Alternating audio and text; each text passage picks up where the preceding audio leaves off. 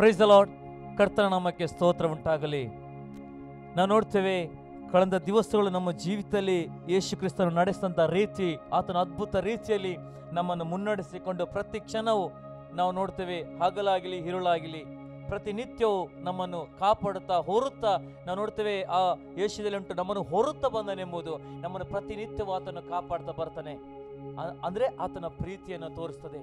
ಆತ ನಮ್ಮ ಮೇಲೆ ಎಷ್ಟೊಂದು ಪ್ರೀತಿಯನ್ನಿಟ್ಟ, ತನ್ನ ಒಬ್ಬನೇ ಮಗನನ್ನು ಇಡೀ ಲೋಕಕ್ಕೋಸ್ಕರ ಆತನು ಸಮರ್ಪಣೆ ಮಾಡಿದ. ಒಂದೇ ಯೋಹಾನ ಸುವಾರ್ತೆ 3:16 ಕೇಳ್ತದೆ, ಲೋಕದ ಮೇಲೆ ಎಷ್ಟೋ ಪ್ರೀತಿಯನ್ನಿಟ್ಟು ತನ್ನ ಒಬ್ಬನೇ ಮಗನನ್ನು ಕೊಟ್ಟನೆಂಬುದು. ತನ್ನ ಒಬ್ಬನೇ ಮಗನನ್ನು ಈ ಲೋಕದ ಪಾಪಕ್ಕೋಸ್ಕರ, ಈ ಲೋಕದ ಶಾಪಕ್ಕೋಸ್ಕರ, ಈ ಲೋಕದಲ್ಲಿರುವಂಥ ಎಲ್ಲ ರೀತಿಯ ಸಂಗತಿಗೊಂದ ಪರಿಪೂರ್ಣ ಬಿಡುಗಡೆಗೋಸ್ಕರ ಯೇಸು ಕ್ರಿಸ್ತನು ದರ ಎಳೆದು ಬಂದದ್ದು ನೋಡುತ್ತೇವೆ. ಆದರೆ ಆತನ ಒಂದು ಮರಣವು ಅದು ಘೋರವಾಗಿತ್ತು. ಅದೊಂದು ಘೋರವಾದಂಥ ಮರಣವು ಆತನು ಈ ಲೋಕದ ಪಾಪಕ್ಕೋಸ್ಕರ ಸತ್ತದ್ದು ನೋಡ್ತೇವೆ. ಪ್ರಿಯರೇ, ಅಂತ ಯೇಸುವನ್ನು ಇವತ್ತು ಆರಾಧನೆ ಮಾಡುವಂಥ ಭಾಗ್ಯ ನಮ್ಮ ಜೀವಿತದಲ್ಲಿ ಒದಗಿಸಿಕೊಂಡಿದೆ. ನಮ್ಮ ಮೇಲೆ ಎಷ್ಟೊಂದು ಪ್ರೀತಿ ಮಮತೆಯನ್ನು ಇಟ್ಟುಕೊಂಡು ಆತನ ಪ್ರೀತಿಯಿಂದ ನಮ್ಮನ್ನು ಆತನ ಸೇರಿಸಕ್ಕಾಗಿ ನಾವು ಆತನಿಗೆ ಕೃತಜ್ಞತೆ ಉಳ್ಳರಾಗಿದ್ದುಕೊಂಡು ನಾವು ಆತನಿಗೆ ಸ್ತೋತ್ರ ಸಲ್ಲಿಸಿ ಈ ಸಮಯದಲ್ಲಿ ನಾವು ಆರಾಧನೆಗೋಸ್ಕರ ಬಂದಿರ್ತೇವೆ. ನಾವು ವಾಕ್ಯದ ಮುಖಾಂತರ ಉತ್ತೇಜನಗೊಳ್ಳುವುದರೆ ನಾವು ಕೀರ್ತನೆ ಭಾಗದಲ್ಲಿ 66ನೇ ಪುಸ್ತಕದಲ್ಲಿ ನೋಡ್ತೇವೆ, ಸರ್ವ ಭೂ ನಿವಾಸಿಗಳೇ ದೇವರಿಗೆ ಜಯಧ್ವನಿ ಮಾಡಿರಿ, ಆತನ ನಾಮದ ಮಹತ್ತನ್ನು ಕೀರ್ತಿಸಿರಿ, ಆತನ ಪ್ರಭಾವವನ್ನು ವರ್ಣಿಸ್ತಾ ಕೊಂಡಾಡಿರಿ. ನೀವು ದೇವರಿಗೆ ನಿನ್ನ ಕೃತ್ಯಗಳು ಎಷ್ಟೋ ಭಯಂಕರವಾಗಿದೆ, ನಿನ್ನ ಪರಾಕ್ರಮದ ಮಹತ್ತಿನ ದೆಸೆಯಿಂದ ನಿನ್ನ ಶತ್ರುಗಳು ನಿನ್ನ ಮುಂದೆ ಮುದುರಿ ಹೋಗುವರು. ಸರ್ವ ಭೂನಿವಾಸಿಗಳು ನಿನಗೆ ಎರಗಿ ಭಜಿಸ್ತಾ ನಿನ್ನ ನಾಮವನ್ನು ಕೀರ್ತಿಸರೆಂದು ಭಿನ್ನಯಿಸಿರಿ. ಬನ್ನಿರಿ, ದೇವರ ಕಾರ್ಯವನ್ನು ನೋಡಿರಿ, ಆತನ ಆಳಿಕೆ ನರಗಳಲ್ಲಿ ಭಯ ಹುಟ್ಟಿಸುವಂತಾಗಿದೆ. ಹೌದು ಪ್ರಿಯರೇ, ಸರ್ವ ಭೂನಿವಾಸಿಗಳೇ ದೇವರಿಗೆ ಜಯ ಧ್ವನಿ, ದೇವರಿಗೆ ಒಂದು ಜಯಘೋಷ ಮಾಡಬೇಕು. ನಾವು ನೋಡ್ತೇವೆ, ಯೆಹೋಶುವನು ಆ ಯೆರಿಕೋ ಕೋಟೆ ಬೀಳ್ಬೇಕಾದ್ರೆ 6 ದಿವಸಗಳು ಪ್ರತಿನಿತ್ಯ ಹೋಗ್ತಾ ಬರ್ತಾ ಇದ್ದನು. ಆದರೆ 7ನೇ ದಿನ ಈಗ ಆರ್ಭಟಿಸಿರಿ, ಜಯಘೋಷ ಮಾಡಿರಿ. ಯಾವಾಗ ಅವರು ಜಯಘೋಷ ಮಾಡಿದ್ರು ಆಗ ಯೆರಿಕೋ ಕೋಟೆ ಡಮ್ ಅಂತ ಬಿದ್ದದ್ದು ನೋಡ್ತೀವಿ. ಯಾವಾಗ ನಾವು ದೇವರ ಹೆಸರಿನಲ್ಲಿ ಕೊಂಡಾಡ್ತೇವೆ, ಯಾವಾಗ ದೇವರ ಹೆಸರನ್ನು ನಾವು ಎತ್ತಿ ಜಯದಲ್ಲಿ ನಡೀತೇವೆ, ಆಗ ಎಲ್ಲ ರೀತಿಯ ಯಾವುದೇ ಕೋಟೆ ಕೊತ್ತಗಳಿರ್ಬೋದು, ಯಾವುದೇ ಸೈತಾನನ ಸಂಗತಿಗಳಿರ್ಬೋದು, ಯಾವುದೇ ರೀತಿಯ ಮೋಸದ ಸಂಗತಿಗಳಿರ್ಬೋದು, ಅದು ದಳಲ್ಲೆಂಬುದು ಬೀಳ್ತದೆ. ಅದೇ ದೇವರ ವಾಕ್ಯ ಹೇಳ್ತದೆ, ಆತನ ಪ್ರಭಾವವನ್ನು ವರ್ಣಿಸ್ತಾ ಆತನು ಏನಾಗಿದ್ದಾನೆ, ಸಮುದ್ರ ಇಬ್ಬಾಗ ಮಾಡಿದ ದೇವರು ನಮ್ಮ ದೇವರಾಗಿದ್ದಾನೆ. ಅದು ಸಹ ಎಷ್ಟು 40 ಲಕ್ಷ ಜನರು ನಡೆಯುವಂತ ಒಂದು ಸಮುದ್ರದ ಮಾರ್ಗದನ್ನು ಒಂದು ದಿನ ನೋಡ್ತೇವೆ. ಈ ಒಂದು ಸಮುದ್ರವನ್ನು ಇಬ್ಬಾಗ ಮಾಡಿಕೊಂಡು ಆ 40 ಲಕ್ಷ ಜನರನ್ನು ನಡೆಸಿದ ದೇವರು ನಮ್ಮ ದೇವರಾಗಿದ್ದಾನೆ. ನಾವು ನೋಡ್ತೇವೆ, ಅಲ್ಲಿ ಹೊರಡುವಾಗ 6 ಲಕ್ಷ ಜನ, ಅದರಲ್ಲಿ ಸೇರಿಕೊಂಡು ಬರುವಾಗ ನಾವು ನೋಡ್ತೇವೆ, ಇತಿಹಾಸ ಹೇಳ್ತದೆ ಅಲ್ಲಿ 10 ಲಕ್ಷ ಜನರು ದಾಟಿದ್ದಾರೆ ಎಂಬುದು ನೋಡ್ತೇವೆ. ನಮ್ಮ ದೇವರು ಭಯಂಕರ ದೇವರು, ಏನು ಆಗದಂತ ಕಾರ್ಯಗಳನ್ನು ದೇವರು ಸಾಧ್ಯ ಉಂಟು. ಯಾರು ಮನುಷ್ಯರಿಗೆ ಅಥವಾ ಈ ಲೋಕಕ್ಕೆ ಜನರಿಗೆ ಅಸಾಧ್ಯ ಆಗಿರ್ಬೋದು, ಆದ್ರೆ ದೇವರಿಗೆ ಎಲ್ಲವೂ ಸಾಧ್ಯ ಒಂದು ಕ್ಷಣ. ಅಂತ ದೇವರ ಪ್ರಭಾವವನ್ನು ನಾವು ವರ್ಣಿಸ್ತಾ ಕೊಂಡಾಡೋದಾದ್ರೆ ಆತನ ಕೃತ್ಯಗಳು ಅದು ಭಯಂಕರವಾಗಿದೆ. ಪ್ರತಿನಿತ್ಯವೂ ಆ ಒಂದು ಬಂಡೆಯಲ್ಲಿ ಆತನ ನೀರು ಕೊಡುವಂತ ದೇವರಾಗಿದ್ದಾನೆ. ನಾವು ನೋಡ್ತೇವೆ ಮೇಘ ಸ್ತಂಭ, ಅಗ್ನಿ ಸ್ತಂಭ. ನಾವು ನೋಡ್ತೇವೆ ಅವರ ಒಂದು ಪಾಳ್ಯದಲ್ಲಿ ಮೇಘ ಸ್ತಂಭವಾಗಿತ್ತು, ಅವರ ಪಾಳ್ಯಕ್ಕೆ ಒಂದು ಗುಡಾರವಾಗಿ ಅದು ಕಾಪಾಡ್ತಿದ್ದು ನೋಡ್ತೇವೆ. ನಾವು ನೋಡ್ತೇವೆ ಹಗಲಿನಲ್ಲಿ ಮೇಘ ಸ್ತಂಭ, ಇರುಳಿನಲ್ಲಿ ಅಗ್ನಿ ಸ್ತಂಭ, ನಡೆಸಲಿಕ್ಕೆ ಬೇಕಾದ ಬೆಳಕು, ಅವ್ರಿಗೆ ಯಾವುದು ಚಳಿ ಬರದಂತೆ, ಯಾವುದು ಬಾಧೆ ಬರದಂತೆ ದೇವರು ಕಾಪಾಡಿದಂತ ನೋಡಿದ್ರೆ ಅದು ನಮ್ಮ ನರಗಳಲ್ಲಿ ಭಯ ಹುಟ್ಟಿಸೋದಾಗಿದೆ. ಜಕ್ಕಯ್ಯನ ಮನೆಗೆ ಯೇಸು ಕ್ರಿಸ್ತನು ಬಂದ ತಕ್ಷಣ ಜಕ್ಕಯ್ಯನ ಮನೆಯಲ್ಲಿ ಒಂದು ಪರಿವರ್ತನೆ. ಪ್ರಿಯರೇ, ಈ ಸಮಯದಲ್ಲಿ ನಮ್ಮ ಜೀವಿತದಲ್ಲಿ ಆತನನ್ನು ಒಪ್ಪಿಸಿಕೊಡೋಣ. ಆತನ ಪ್ರಸನ್ನತೆ, ಆತನ ಮಹಿಮೆಯನ್ನು ನಾವು ಈ ಸಮಯದಲ್ಲಿ ಕಾಣಲ್ಪಡಬೇಕಾದ್ರೆ ನಮ್ಮನ್ನು ತಗ್ಗಿಸಿಕೊಂಡು ನಮ್ಮ ಹೃದಯವನ್ನು ಆತನ ಸಾಲಿಗೆ ಬಿಚ್ಚುವ. ನಾವು ಪ್ರಾರ್ಥನೆ ಪೂರ್ವಕವಾಗಿ ನಾವು ಆರಾಧನೆಗೆ ಹೋಗುವ. ಸ್ವರ್ಗ ನಮ್ಮ ತಂದೆ ದೇವರೇ, ನಿನ್ನ ವಾಕ್ಯ ಹೇಳ್ತದೆ, ಸರ್ವ ಭೂ ನಿವಾಸಿಗಳಿಗೆ ಯೆಹೋವನಿಗೆ ಜಯಧ್ವನಿ ಮಾಡಿರಿ. ಬನ್ನಿರಿ, ನಮ್ಮ ನಿರ್ಮಾಣಿಕನಾದ ಯೆಹೋವನಿಗೆ ಸಾಷ್ಟಾಂಗವಿರಿ, ಆರಾಧಿಸೋಣ. ಆತನ ಅದ್ಭುತಗಳನ್ನು ವರ್ಣಿಸುತ್ತಾ ಆತನ ಮಹಿಮೆಯನ್ನು ಪ್ರಚುರಪಡಿಸುವ. ದೇವ, ಈ ವಾಕ್ಯದ ಮೇರೆಗೆ ಸ್ವಾಮಿ, ನೀನೊಬ್ಬನೇ ಸರ್ವ ಸೃಷ್ಟಿಯ ಕರ್ತನು, ನೀನೊಬ್ಬನೇ ಸರ್ವನುಂಟು ಮಾಡಿ ದೇವರಾಗಿದ್ದಿ. ನಿನ್ನನ್ನು ಆರಾಧನೆ ಮಾಡುತ್ತಾ ಕರ್ತನಪ್ಪ, ನೀನು ನಮ್ಮನ್ನು ಕೊಂಡಾಡ್ತೇವೆ ಸ್ವಾಮಿ. ದೇವ, ಈ ಆರಾಧನೆ ನೋಡುವಂಥ ಒಂದು ಕುಟುಂಬಗಳ ಜೀವಿತದಲ್ಲಿ ವ್ಯತ್ಯಾಸಗಳು ಕಾಣಲ್ಪಡಲಿ, ಒಂದು ಬದಲಾವಣೆಗಳು ಕಾಣಲ್ಪಡಲಿ ಸ್ವಾಮಿ. ದೇವ, ನಿನ್ನನ್ನು ಮಾತ್ರ ನೋಡುವಂಥ ಮಕ್ಕಳನ್ನಾಗಿ ನೀನು ಮಾರ್ಪಡಿಸು ಪವಿತ್ರಾತ್ಮನೇ. ದೇವ, ಈ ಆರಾಧನೆಯು ಅನೇಕರ ಜೀವಿತದಲ್ಲಿ ಬಿಡುಗಡೆಗಳು ಕಾಣಲ್ಪಡೋ ರೀತಿಯಲ್ಲಿ ಕಾರ್ಯ ಮಾಡು ಪವಿತ್ರಾತ್ಮನೇ. ಪ್ರಾರಂಭದ ಕರ್ತನಕ್ಕೆಲ್ಲ ಯೇಸುವೆ ನಿಮ್ಮ ಮಾತರೊಟ್ಟಿಗೆ ಒಪ್ಪಿಸಿಕೊಡ್ತೇವೆ. ನೀನು ಮಹಿಮೆ ಹೊಂದು, ಯೇಸುವಿನ ನಾಮದಲ್ಲಿ ಪ್ರಾರ್ಥನೆ ಬೇಡುವಂತಂದೆ, ಆಮೆನ್. Praise the lord. ನಾವು ಈ ಸಮಯದಲ್ಲಿ ಆತನ ಆರಾಧನೆ ಮಾಡಲಿಕ್ಕೆ ಬಂದಿದ್ದೇವೆ. ನಾವು ಸಂತೋಷವುಳ್ಳವರಾಗಿ ನಾವು ಕುಣಿಯುತ್ತಾ ನಾವು ಹೇಳುವ, ಜೀವದಿಂದ ದೇಸುವೆ ನಾ ನಿನಗಾಗಿ, ನೀನೊಬ್ಬನೇ ದೇವರು, ನೀನೊಬ್ಬನೇ ದೇವರು, ನೀನೊಬ್ಬನೇ ರಕ್ಷಕನು, ನೀನೊಬ್ಬನೇ ಒಡೆಯನೆಂಬುದು ಆತ ನಮ್ಮನ್ನು ಕೊಂಡಾಡೋಣ. ಆತ ನಮ್ಮನ್ನು ಪ್ರತಿನಿತ್ಯವೂ ಎತ್ತಿ ಎತ್ತಿ ಮುನ್ನಡೆಸುವ ದೇವರಾಗಿದ್ದಾನೆ. ಎಲ್ಲರೂ ಕೈಗಳನ್ನು ತಟ್ಟಿಕೊಳ್ಳುತ್ತಾ ಆತ ನಮ್ಮನ್ನು ಈ ಸಮಯದಲ್ಲಿ ಘನಪಡಿಸೋಣ. Thank you God. ಹಲ್ಲೆಲೂಯಾ.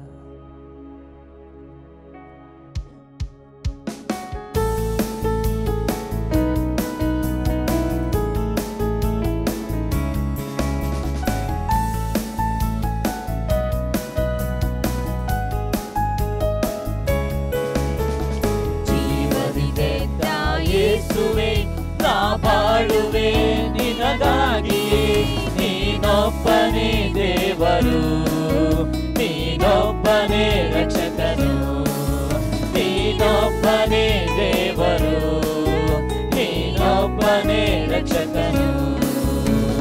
ಜೀವನಿದೆ ಯೇಸುವೆ ನಾ ಬಾಳುವೆ ನಿನಗಾಗಿಯೇ, ನೀನೊಬ್ಬನೇ ದೇವರು, ನೀನೊಬ್ಬನೇ ರಕ್ಷಕನು, ನೀನೊಬ್ಬನೇ ದೇವರು, ನೀನೊಬ್ಬನೇ ರಕ್ಷಕನು.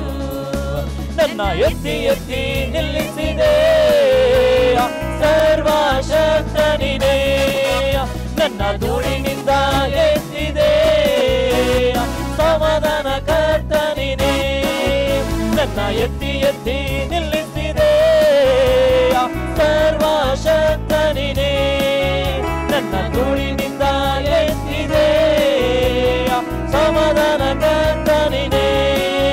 Hallelujah, hallelujah, hallelujah, hallelujah, hallelujah, hallelujah, hallelujah, hallelujah.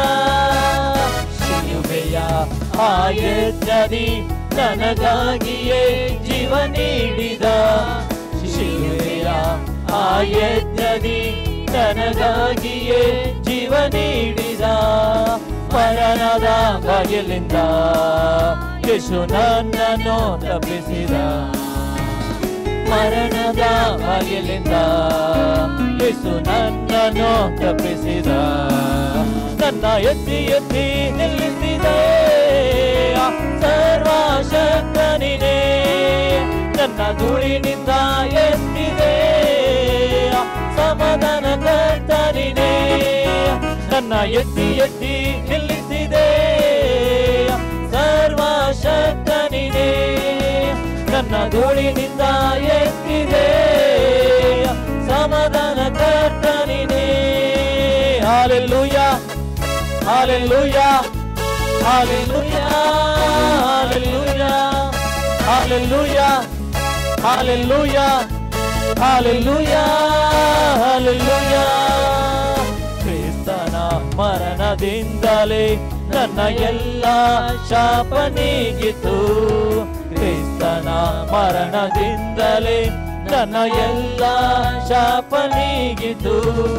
ಅಮ್ಮನ ಆಶೀರ್ವಾದ ಕ್ರಿಸ್ತನಿಂದಲೇ ದೊರಕಿತು, ಅಬ್ರಹಾಮನ ಆಶೀರ್ವಾದ ಕ್ರಿಸ್ತನಿಂದಲೇ ದೊರಕಿತು. ನನ್ನ ಎತ್ತಿ ಎತ್ತಿ ನಿಲ್ಲಿಸಿದೆ ಸರ್ವಶಕ್ತ ನೀನೇ, ನನ್ನ ಧೂಳಿನಿಂದ ಎತ್ತಿದೆ ಸಮಾಧಾನ ಕರ್ತ ನೀನೇ. ನನ್ನ ಎತ್ತಿ ಎತ್ತಿ ನಿಲ್ಲಿಸಿದೆ ಸರ್ವಶಕ್ತ ನೀನೇ, ನನ್ನ ಧೂಳಿನಿಂದ ಎತ್ತಿದೆ ಸಮಾಧಾನ ಕರ್ತ ನೀನೇ. Hallelujah, hallelujah, hallelujah, hallelujah, hallelujah, hallelujah, hallelujah, hallelujah. ಶಿಲುಬೆಯ ಆ ಯಜ್ಞದಿ ನನಗಾಗಿಯೇ ಜೀವ ನೀಡಿದೆ, ಶಿಲುಬೆಯ ಆ ಯಜ್ಞದಿ ನನಗಾಗಿಯೇ ಜೀವ ನೀಡಿದೆ. ಮರಣದ ಬಾಗಿಲಿಂದ ಯೇಸು ನನ್ನನ್ನು ತಪ್ಪಿಸಿದ, ಮರಣದ ಬಾಗಿಲಿಂದ ಯೇಸು ನನ್ನನ್ನು ತಪ್ಪಿಸಿದ, ನನ್ನ ಎತ್ತಿ ಎತ್ತಿ ನಿಲ್ಲಿಸಿದೆ. ಸರ್ವಶಕ್ತ ನೀನೇ, ನನ್ನ ಧೂಳಿನಿಂದ ಎತ್ತಿದೆ. ಸಮಾಧಾನ ಕರ್ತ ನೀನೇ, ನನ್ನ ಎತ್ತಿ ಎತ್ತಿ ನಿಲ್ಲಿಸಿದೆ. ಸರ್ವಶಕ್ತ ನೀನೇ, ನನ್ನ ಧೂಳಿನಿಂದ ಎತ್ತಿದೆ. ಸಮಾಧಾನ ಕರ್ತ ನೀನೇ, ನನ್ನ ಎತ್ತಿ ಎತ್ತಿ ನಿಲ್ಲಿಸಿದೆ. ಸರ್ವಶಕ್ತ ನೀನೇ, ನನ್ನ ಧೂಳಿನಿಂದ ಎತ್ತಿದೆ. ಸಮಾಧಾನ ಕರ್ತ ನೀನೇ, ನನ್ನ ಎತ್ತಿ ಎತ್ತಿ ನಿಲ್ಲಿಸಿದೆ. ಸರ್ವಶಕ್ತ ನೀನೇ, ನನ್ನ ಧೂಳಿನಿಂದ ಎತ್ತಿದೆ. ಸಮಾಧಾನ ಕರ್ತ ನೀನೇ. Hallelujah, hallelujah, hallelujah, hallelujah, hallelujah, hallelujah, hallelujah, hallelujah. Hallelujah. Jesus Lord. ಕರ್ತನಪ್ಪ, ನಿನಗೊಬ್ಬನೇ ನಾವು ಆರಾಧಿಸ್ತೇವೆ ಸ್ವಾಮಿ. ಜೀವದಿಂದ ಎದ್ದಾತನು ಸ್ವಾಮಿ. ಇಡೀ ಮರಣದ ಪಾಪಗಳನ್ನು, ಇಡೀ ಮರಣದ ಶಾಪನ ಸ್ವಾಮಿ ದೇವ ನೀನು ಹೊತ್ತುಕೊಂಡಿದ್ದಿ. ನಿನ್ನ ಆ ಒಂದು ಮರಣದಲ್ಲಿ ಸ್ವಾಮಿ ಎಲ್ಲ ಶಾಪ ಪಾಪಗಳನ್ನು ನಿವಾರಿಸಿಕೊಂಡು ಶಿಲುಬೆಯಲ್ಲಿ ಜಯ ಹೊಂದಿದಂಥ ದೇವರೇ, ನಿನಗೊಬ್ಬನ ಆರಾಧಿಸ್ತೇವೆ ಸ್ವಾಮಿ. ನಿನ್ನ ಮರಣದಿಂದಲೇ ಸ್ವಾಮಿ ದೇವ ಇಡೀ ಒಂದು ಲೋಕಕ್ಕೆ ಒಂದು ರಕ್ಷಣೆ ಉಂಟಾಯಿತು. ಇಡೀ ಮನುಷ್ಯ ಕುಲಕ್ಕೆ ಒಂದು ರಕ್ಷಣೆ ಉಂಟಾದದ್ದು ನೋಡ್ತೇವೆ ಸ್ವಾಮಿ. ಪ್ರತಿಯೊಬ್ಬರು ದೇವ ಪರಲೋಕಕ್ಕೆ ಬಾಧ್ಯಸ್ಥರಾಗಬೇಕೆಂಬುದು ತನ್ನ ಒಬ್ಬನೇ ಮಗನನ್ನು ಈ ಲೋಕಕ್ಕೋಸ್ಕರ ದೇವ ಆ ಒಂದು ಸಮರ್ಪಣೆ ಯಜ್ಞ ದೇವದು ಕರ್ತನಪ್ಪ ಪರಿಪೂರ್ಣವಾಗಿ ತಗ್ಗಿಸಿಕೊಂಡು ಆ ಶಿಲುಬೆ ಮರಣವನ್ನು ನೀನು ಹೊಂದಿದ್ದಿ ಸ್ವಾಮಿ. ದೇವ ನಿನ್ನ ಕೃಪೆ, ನಿನ್ನ ಪ್ರೀತಿಯು ಅದು ಶ್ರೇಷ್ಠತೆಯನ್ನು ಗಮನಿಸ್ತದೆ ಸ್ವಾಮಿ. ಎಷ್ಟೊಂದು ಪ್ರೀತಿ ಮಾಡೋ ದೇವರು ನೀನಾಗಿದ್ದಿ ಸ್ವಾಮಿ. ದೇವ ನಾವು ಹೇಳ್ತೇವೆ, ಎಲಿಷಡ ದೇವರೇ, ನಿನಗೆ ಅಸಾಧ್ಯ ಎನ್ನುವುದೇ ಇಲ್ಲ. ಯಾವುದೇ ರೀತಿಯ ಕೆಂಪು ಸಮುದ್ರಗಳಿಗಿರ್ಬೋದು, ಯಾವುದೇ ರೀತಿಯ ಫರೋನ ಸೇನೆಗಳಿರ್ಬೋದು ಸ್ವಾಮಿ ದೇವ, ಅದನ್ನು ಇಬ್ಬಾಗ ಮಾಡಿ ಆ ಫರೋನ ಸೈನ್ಯವನ್ನು ಚೂರು ಮಾಡಿ ನಾಶ ಮಾಡೋದು ದೇವರು ಅದು ನೀನಾಗಿದ್ದೀ ಸ್ವಾಮಿ. ಅದಕ್ಕೋಸ್ಕರ ನಿನ್ನ ನಾಮನ ಸಮಯದಲ್ಲಿ ಕೊಂಡಾಡ್ತೇವೆ ಸ್ವಾಮಿ.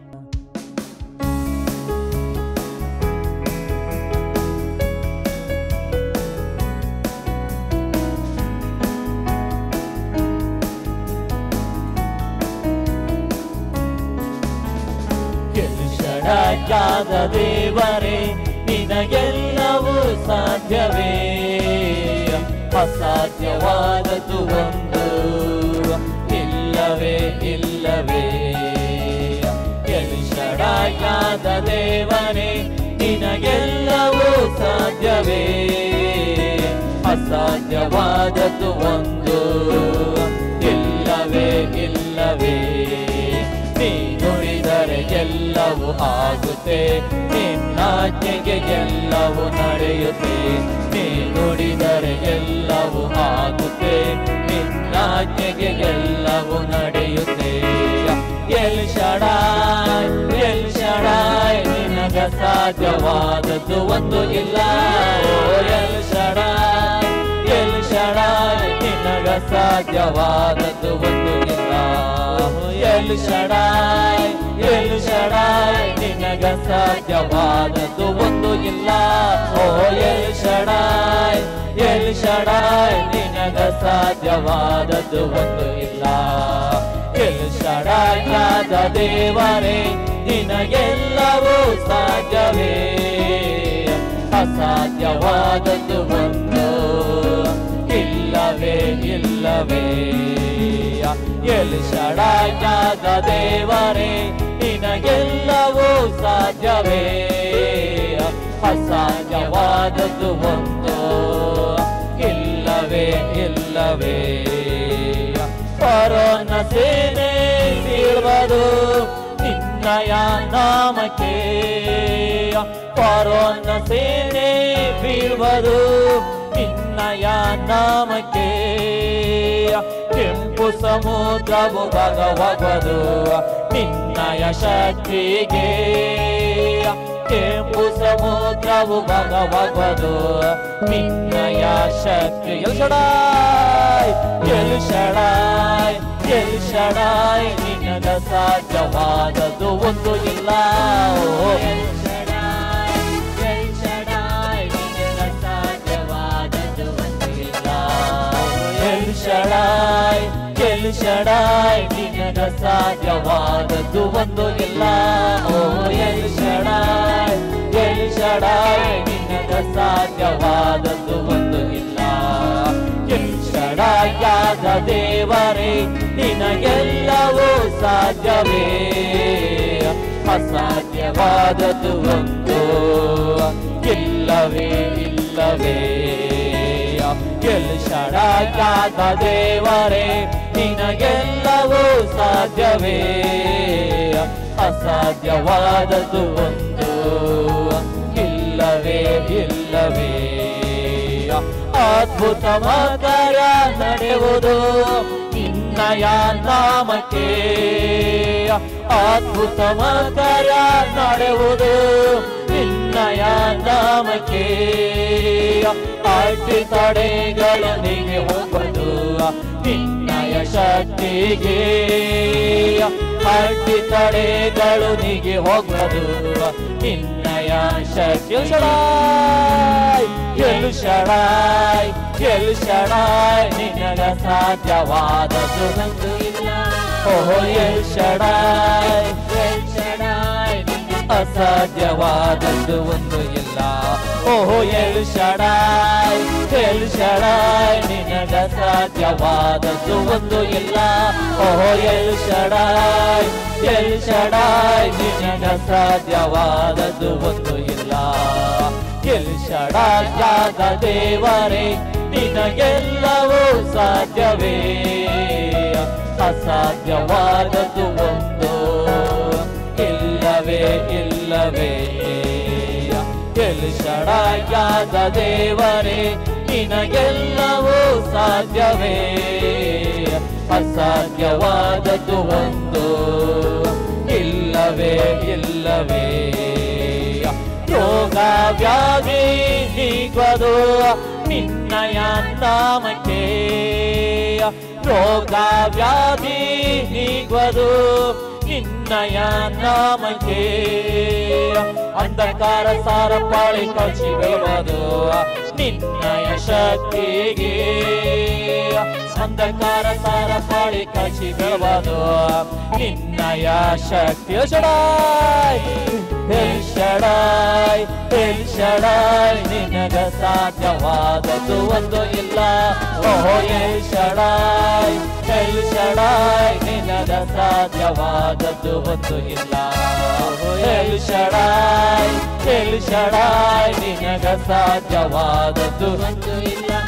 ಓಹೋ ಎಲ್ ಶಡಾಯ್ ನಿನಗ ಸಾಧ್ಯವಾದದ್ದು ಒಂದು ಇಲ್ಲ. ಎಲ್ ಶಡಾಯಾದ ದೇವರೇ ನಿನಗೆಲ್ಲವೂ ಸಾಧ್ಯವೇ, ಅಸಾಧ್ಯವಾದದ್ದು ಒಂದು ಇಲ್ಲವೇ ಇಲ್ಲವೇ. ಎಲ್ ಶಡಾಯಾದ ದೇವರೇ ನಿನಗೆಲ್ಲವೂ ಸಾಧ್ಯವೇ, ಅಸಾಧ್ಯವಾದದ್ದು ಒಂದು ಇಲ್ಲವೇ ಇಲ್ಲವೇ. ಅದ್ಭುತ ಕಾರ್ಯ ನಡೆಯುವುದು ನಿನ್ನಯ ನಾಮಕ್ಕೆ, ಅದ್ಭುತ ಕಾರ್ಯ ನಡೆಯುವುದು ನಿನ್ನಯ ನಾಮಕ್ಕೆ. ಅಡ್ಡಿ ತಡೆಗಳು ನೀಗೆ ಹೋಗೋದು ನಿನ್ನಯ ಶಕ್ತಿಗೆ, ಅಡ್ಡಿ ತಡೆಗಳು ನೀಗೆ ಹೋಗೋದು ನಿನ್ನಯ ಶಕ್ತಿ.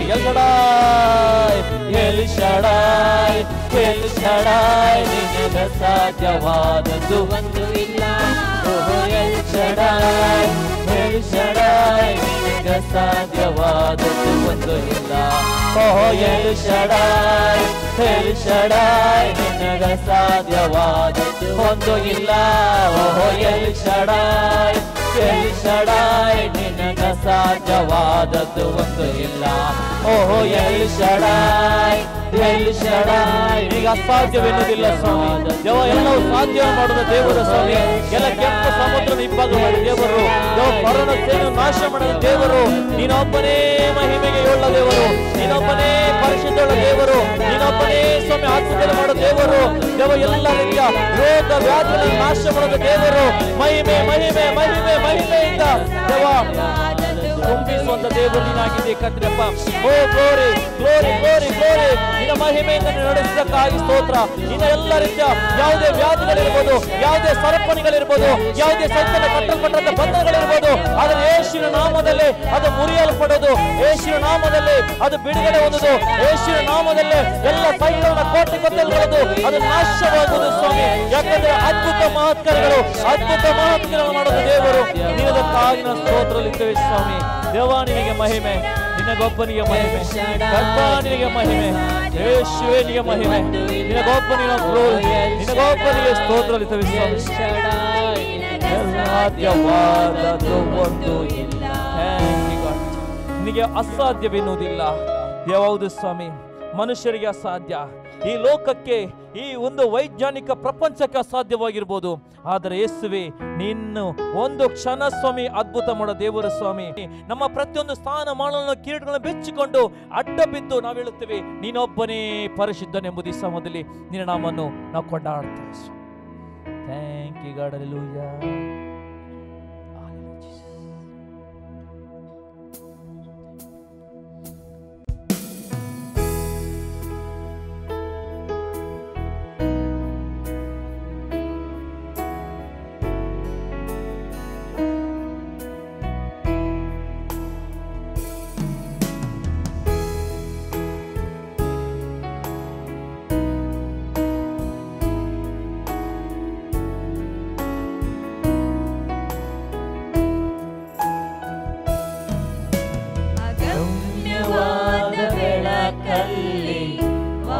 ಮಾಡುವ ದೇವಾನಿ ಪರಿಶುದ್ಧನು, ಕೆರೂಬಿಯರು ಸೆರಾಫಿಯರು ಹೊಗಳಿ ಹಾಡುವ ದೇವಾನಿ ಪರಿಶುದ್ಧನು,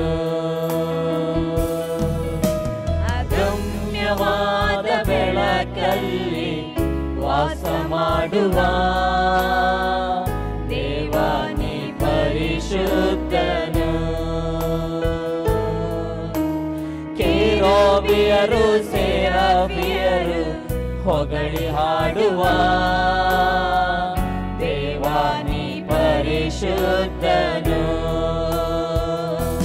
ನನ್ನ ಕಿರೀಟ ಬಿಚ್ಚಿ ನಿನ್ನ ಪಾದದಲ್ಲಿ ಇಟ್ಟು ಅಡ್ಡಬಿದ್ದು ಹೇಳುವೆ ನೀ ಪರಿಶುದ್ಧನೆಂದು, ನನ್ನ ಕಿರೀಟ ಬೆಚ್ಚಿ ನಿನ್ನ ಪಾದದಲ್ಲಿ ಇಟ್ಟು ಅಡ್ಡಬಿದ್ದು ಹೇಳುವೆ ನೀನೇ ಪರಿಶುದ್ಧನೆಂದು,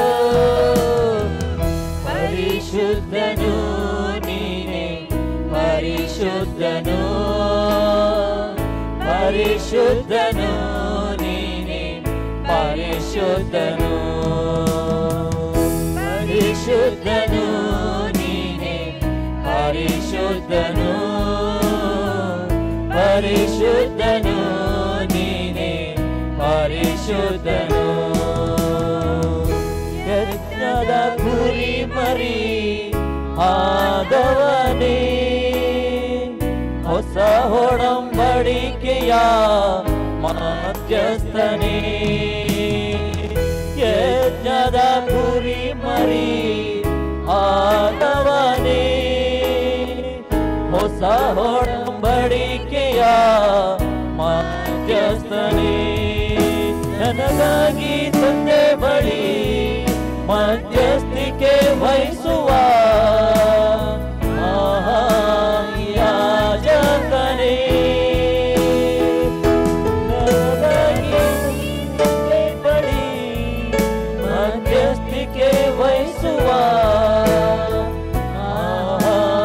ಯಾಜಕನೇ,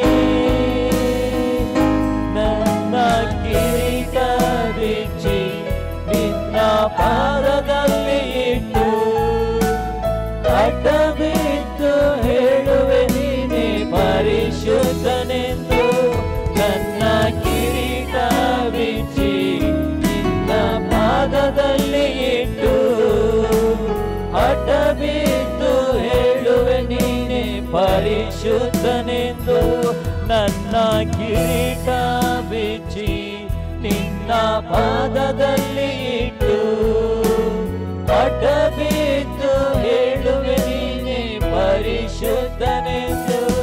ನನ್ನ ಕಿರೀಟ ಬಿಚ್ಚಿ ಹೌದು ಕರ್ತನೆಪ್ಪ, ನಾವೆಲ್ಲವನ್ನು ಬಿಚ್ಚಿ ನಮ್ಮ ಸ್ಥಾನಮಾನಗಳು ಸ್ವಾಮಿ, ನಮ್ಮೆಲ್ಲ ಗೌರವಗಳನ್ನು ನಾವು ಬಿಚ್ಚಿಕೊಂಡು ಯೇಸುವೆ ನಿನಗೆ ಸಾಷ್ಟಾಂಗವಿರುತ್ತೇವೆ ಸ್ವಾಮಿ. ಯಾಕಂದ್ರೆ ಒಬ್ಬನೇ ಪರಿಶುದ್ಧನು, ಯಜ್ಞದ ಕುರಿಯಾತನು, ಯುಗ ಯುಗಾಂತರಗಳಲ್ಲಿ ವಾಸಿಸುವಂತ ದೇವರು ನೀನಾಗಿದ್ದೀಯ ಕರ್ತನೆಪ್ಪ. ನಾವು ತಲೆಬಾಗಿಕೊಳ್ಳುತ್ತೇವೆ ಸ್ವಾಮಿ, ನಾವು ಶಿವನಿಂದ ಪಾಸಕ್ಕೆ ಒಪ್ಪಿಸಿಕೊಳ್ತೇವೆ ಸ್ವಾಮಿ. ದೇವ ನಮ್ಮನ್ನೆಲ್ಲ ಪರಿಪೂರ್ಣವಾಗಿ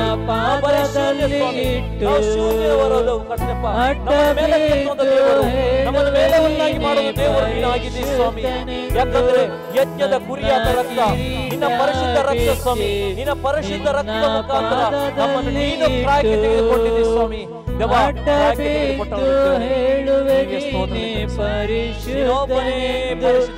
ನೀನೊಬ್ಬನೇ ಪರಿಶುದ್ಧನು, ಕೆರಾಬ್ಯರು ಸರಾಬ್ಯರು ದಿನನಿತ್ಯ ಸ್ತುತಿಸುವಂತ ರಾಜಾದಿ ರಾಜ ನೀನಾಗಿದೆ ಸ್ವಾಮಿ. ದೇವ ಯಾರಲ್ಲಿ ಸ್ವಾಮಿ, ಯಾರಿಗೆ ಮೊರೆಯಿಡುತ್ತಾರೆ ಸ್ವಾಮಿ, ಯಾರಿಗೆ ಕೂಗಿಕೊಳ್ಳುತ್ತಾರೆ ಸ್ವಾಮಿ, ಅವರ ಕುಟುಂಬದಲ್ಲಿ ಕಾರ್ಯ ಮಾಡುವ ದೇವರಾಗಿದೆ ಸ್ವಾಮಿ. ದೇವ ಯೇಸುವೆ ಯೇಸುವೆ ಎಂದು ಕರೆದರೆ ಸಾಕು, ಅವನ ಜೀವಿತದ ಬದಲಾವಣೆಗಳು. ಯೇಸುವನ್ನು ದೇವೌದು ಕರೆದರೆ ಸಾಕು, ಅವರ ಕುಟುಂಬದಲ್ಲಿ ಬದಲಾವಣೆ. ಚಕ್ಕನ ಯೇಸುವನ್ನು ಕರೆದನು, ಯೇಸುವನ್ನು ನೋಡಿದನು, ಅವನ ಕುಟುಂಬ ರಕ್ಷಿಸಲ್ಪಟ್ಟದ್ದು ನೋಡ್ತೇವೆ. ಬಾರ್ತಲೋಮನ ಯೇಸುವನ್ನು ಕರೆದನು, ಅವನಿಗೆ ಕಣ್ಣುಗಳ ಬಂದು ನೋಡ್ತೇವೆ. 38 ವರ್ಷದ ರೋಗಿಯು ಹೌದು ಯೇಸು ಎದ್ದೇಳು ಬರುವಾಗ ಎಲ್ಲವನ್ನು ಹೊತ್ತುಕೊಂಡು ನಡೆದ ಅವನ ಜೀವಿತದ ಪರಿವರ್ತನೆಗಳನ್ನು ನೋಡ್ತೇವೆ. ಯೇಸುವಿನ ನಾಮದಲ್ಲಿ ಒಂದು ದೊಡ್ಡ ಮಹತ್ಕಾರ್ಯ, ಯೇಸುವಿನ ಹೆಸರಲ್ಲಿ ದೊಡ್ಡ ಒಂದು ಮಹಿಮೆ ತುಂಬಲ್ಪಡುವುದು.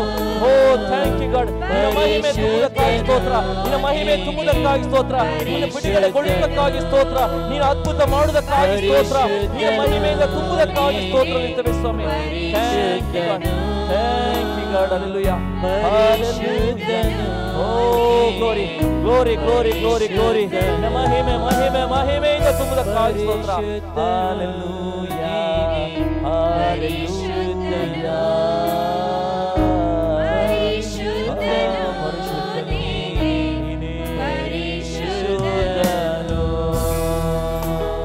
ನಿನಗೆ ಮಹಿಮೆ ಸ್ವಾಮಿ, ನಿನಗೆ ಘನತೆ, ನಿನಗೆ ಸ್ತೋತ್ರ. ನೀನೊಬ್ಬನೇ ಮಹಿಮೆಗೆ ಅರ್ಹನ ದೇವರೇ, ನಿನಗೆ ಸ್ತೋತ್ರ ಉಂಟಾಗಲಿ. ಯೇಸುವಿನ ನಾಮದಲ್ಲಿ ಪ್ರಾರ್ಥಿಸಿ ಬೇಡಿದ್ದೇನೆ ತಂದೆ, ಆಮೆನ್. Praise the lord. ದೇವರ ನಮಗೆ ಸ್ತೋತ್ರವಾಗಲಿ. ದೇವರ ವಾಕ್ಯಕ್ಕೋಸ್ಕರವಾಗಿ ನಾವು ಪ್ರಾರ್ಥನೆ ಮಾಡೋಣ. ಪರಲೋಕದಲ್ಲಿರುವ ತಂದೆ ದೇವರೇ, ಯೇಸು ಕ್ರಿಸ್ತನ ನಾಮದಲ್ಲಿ ಅವನ ಪಾದ ಸನ್ನಿಧಾನಕ್ಕೆ ನಾವು ಬಂದಿದ್ದೇವೆ. ನಾನು ಧ್ಯಾನ ಮಾಡ್ತೇವೆ, ವಾಕ್ಯಗಳನ್ನು ಪವಿತ್ರಾತ್ಮದಲ್ಲಿ ಅಭಿಷೇಕಿಸು. ಪವಿತ್ರಾತ್ಮ ನಿನ್ನನ್ನು ಸ್ವಾಗತಿಸ್ತೇನೆ. ನಮ್ಮ ಒಳ್ಳೆಯ ಬೋಧಕನಾಗಿದ್ದುಕೊಂಡು ಇವತ್ತಿನ ಸಂದೇಶದ ಮುಖಾಂತರ ನಿನ್ನ ಮಾತನಾಡು ಪವಿತ್ರಾತ್ಮನೇ. ನಮ್ಮ ಮಕ್ಕಳ ಸಂಗಡ ಈ ವಾಕ್ಯಗಳ ಪ್ರತಿಯೊಂದು ಆತ್ಮಗಳಿಗೆ ಜೀವವನ್ನು, ಪ್ರೋತ್ಸಾಹವನ್ನು, ಭಕ್ತಿ ಅಭಿವೃದ್ಧಿಯನ್ನು ಮತ್ತು ಬಿಡುಗಡೆಯನ್ನು ಉಂಟು ಮಾಡಿ ನಾನು ಬಿಟ್ಟುಕೊಳ್ತೇನೆ ಯೇಸು ಕ್ರಿಸ್ತ ನಾಮದಲ್ಲಿ, ಆಮೇನ್. ಇವತ್ತು ನಾವು ಧ್ಯಾನ ಮಾಡ್ತೇವೆ ಓಜೆಯನ ಪ್ರವಾದನೆ ಪುಸ್ತಕ 6ನೇ ಅಧ್ಯಾಯದಲ್ಲಿ 6ನೇ ವಾಕ್ಯ. ಓಜೆಯ ಚಾಪ್ಟರ್ 6 ವರ್ಸ್ 6. ನನಗೆ ಯಜ್ಞವೂ ಬೇಡ, ಕರುಣೆಯೇ ಬೇಕು, ಹೋಮಗಳಿಗಿಂತ ದೇವ ಜ್ಞಾನವಿಷ್ಟ. ದೇವರ ಆತ್ಮನು ಇಲ್ಲಿ ಹೇಳ್ತಾನೆ ಪ್ರವಾದಿ ಮುಖಾಂತರ ಇಜ್ಜನಿಗೆ, ನನಗೆ ಯಜ್ಞವೂ ಬೇಡ, ಕರುಣೆಯೇ ಬೇಕು, ಹೋಮಗಳಿಗಿಂತ ದೇವ ಜ್ಞಾನವಿಷ್ಟ. ಹಾಗಾದರೆ ಇದರ ಅರ್ಥ ಏನು? ದೇವರು ಯಾಕೆ ಈ ರೀತಿ ಹೇಳ್ತಾನೆ? ದೇವರು ನನಗೆ ಯಜ್ಞ ಬೇಡ, ಕರುಣೆ ಬೇಕು. ಹಾಗಾದರೆ ಏನು ಇದರ ಅರ್ಥ? ಯಾವ ರೀತಿಯ ಯಜ್ಞ ದೇವರನ್ನು ಮೆಚ್ಚುತ್ತಾನೆ? ಕರುಣೆ ಎಂದರೆ ಏನು? ದೇವ ಜ್ಞಾನ ಎಂದರೆ ಏನು? ಇದನ್ನು ನಾವು ವಿವರಣೆ ನೋಡಬೇಕು. ಮೊದಲನೇ ಸಂಘ ನೋಡ್ತೇವೆ ಪ್ರಿಯರೇ, ಕರುಣೆ ಎಂದರೆ ಅರ್ಥವಾಗಿದೆ ಒಬ್ಬರೊಬ್ಬರನ್ನು ಮನಪೂರ್ವಕವಾಗಿ ಶ್ರಮಿಸುವರಾಗಬೇಕು.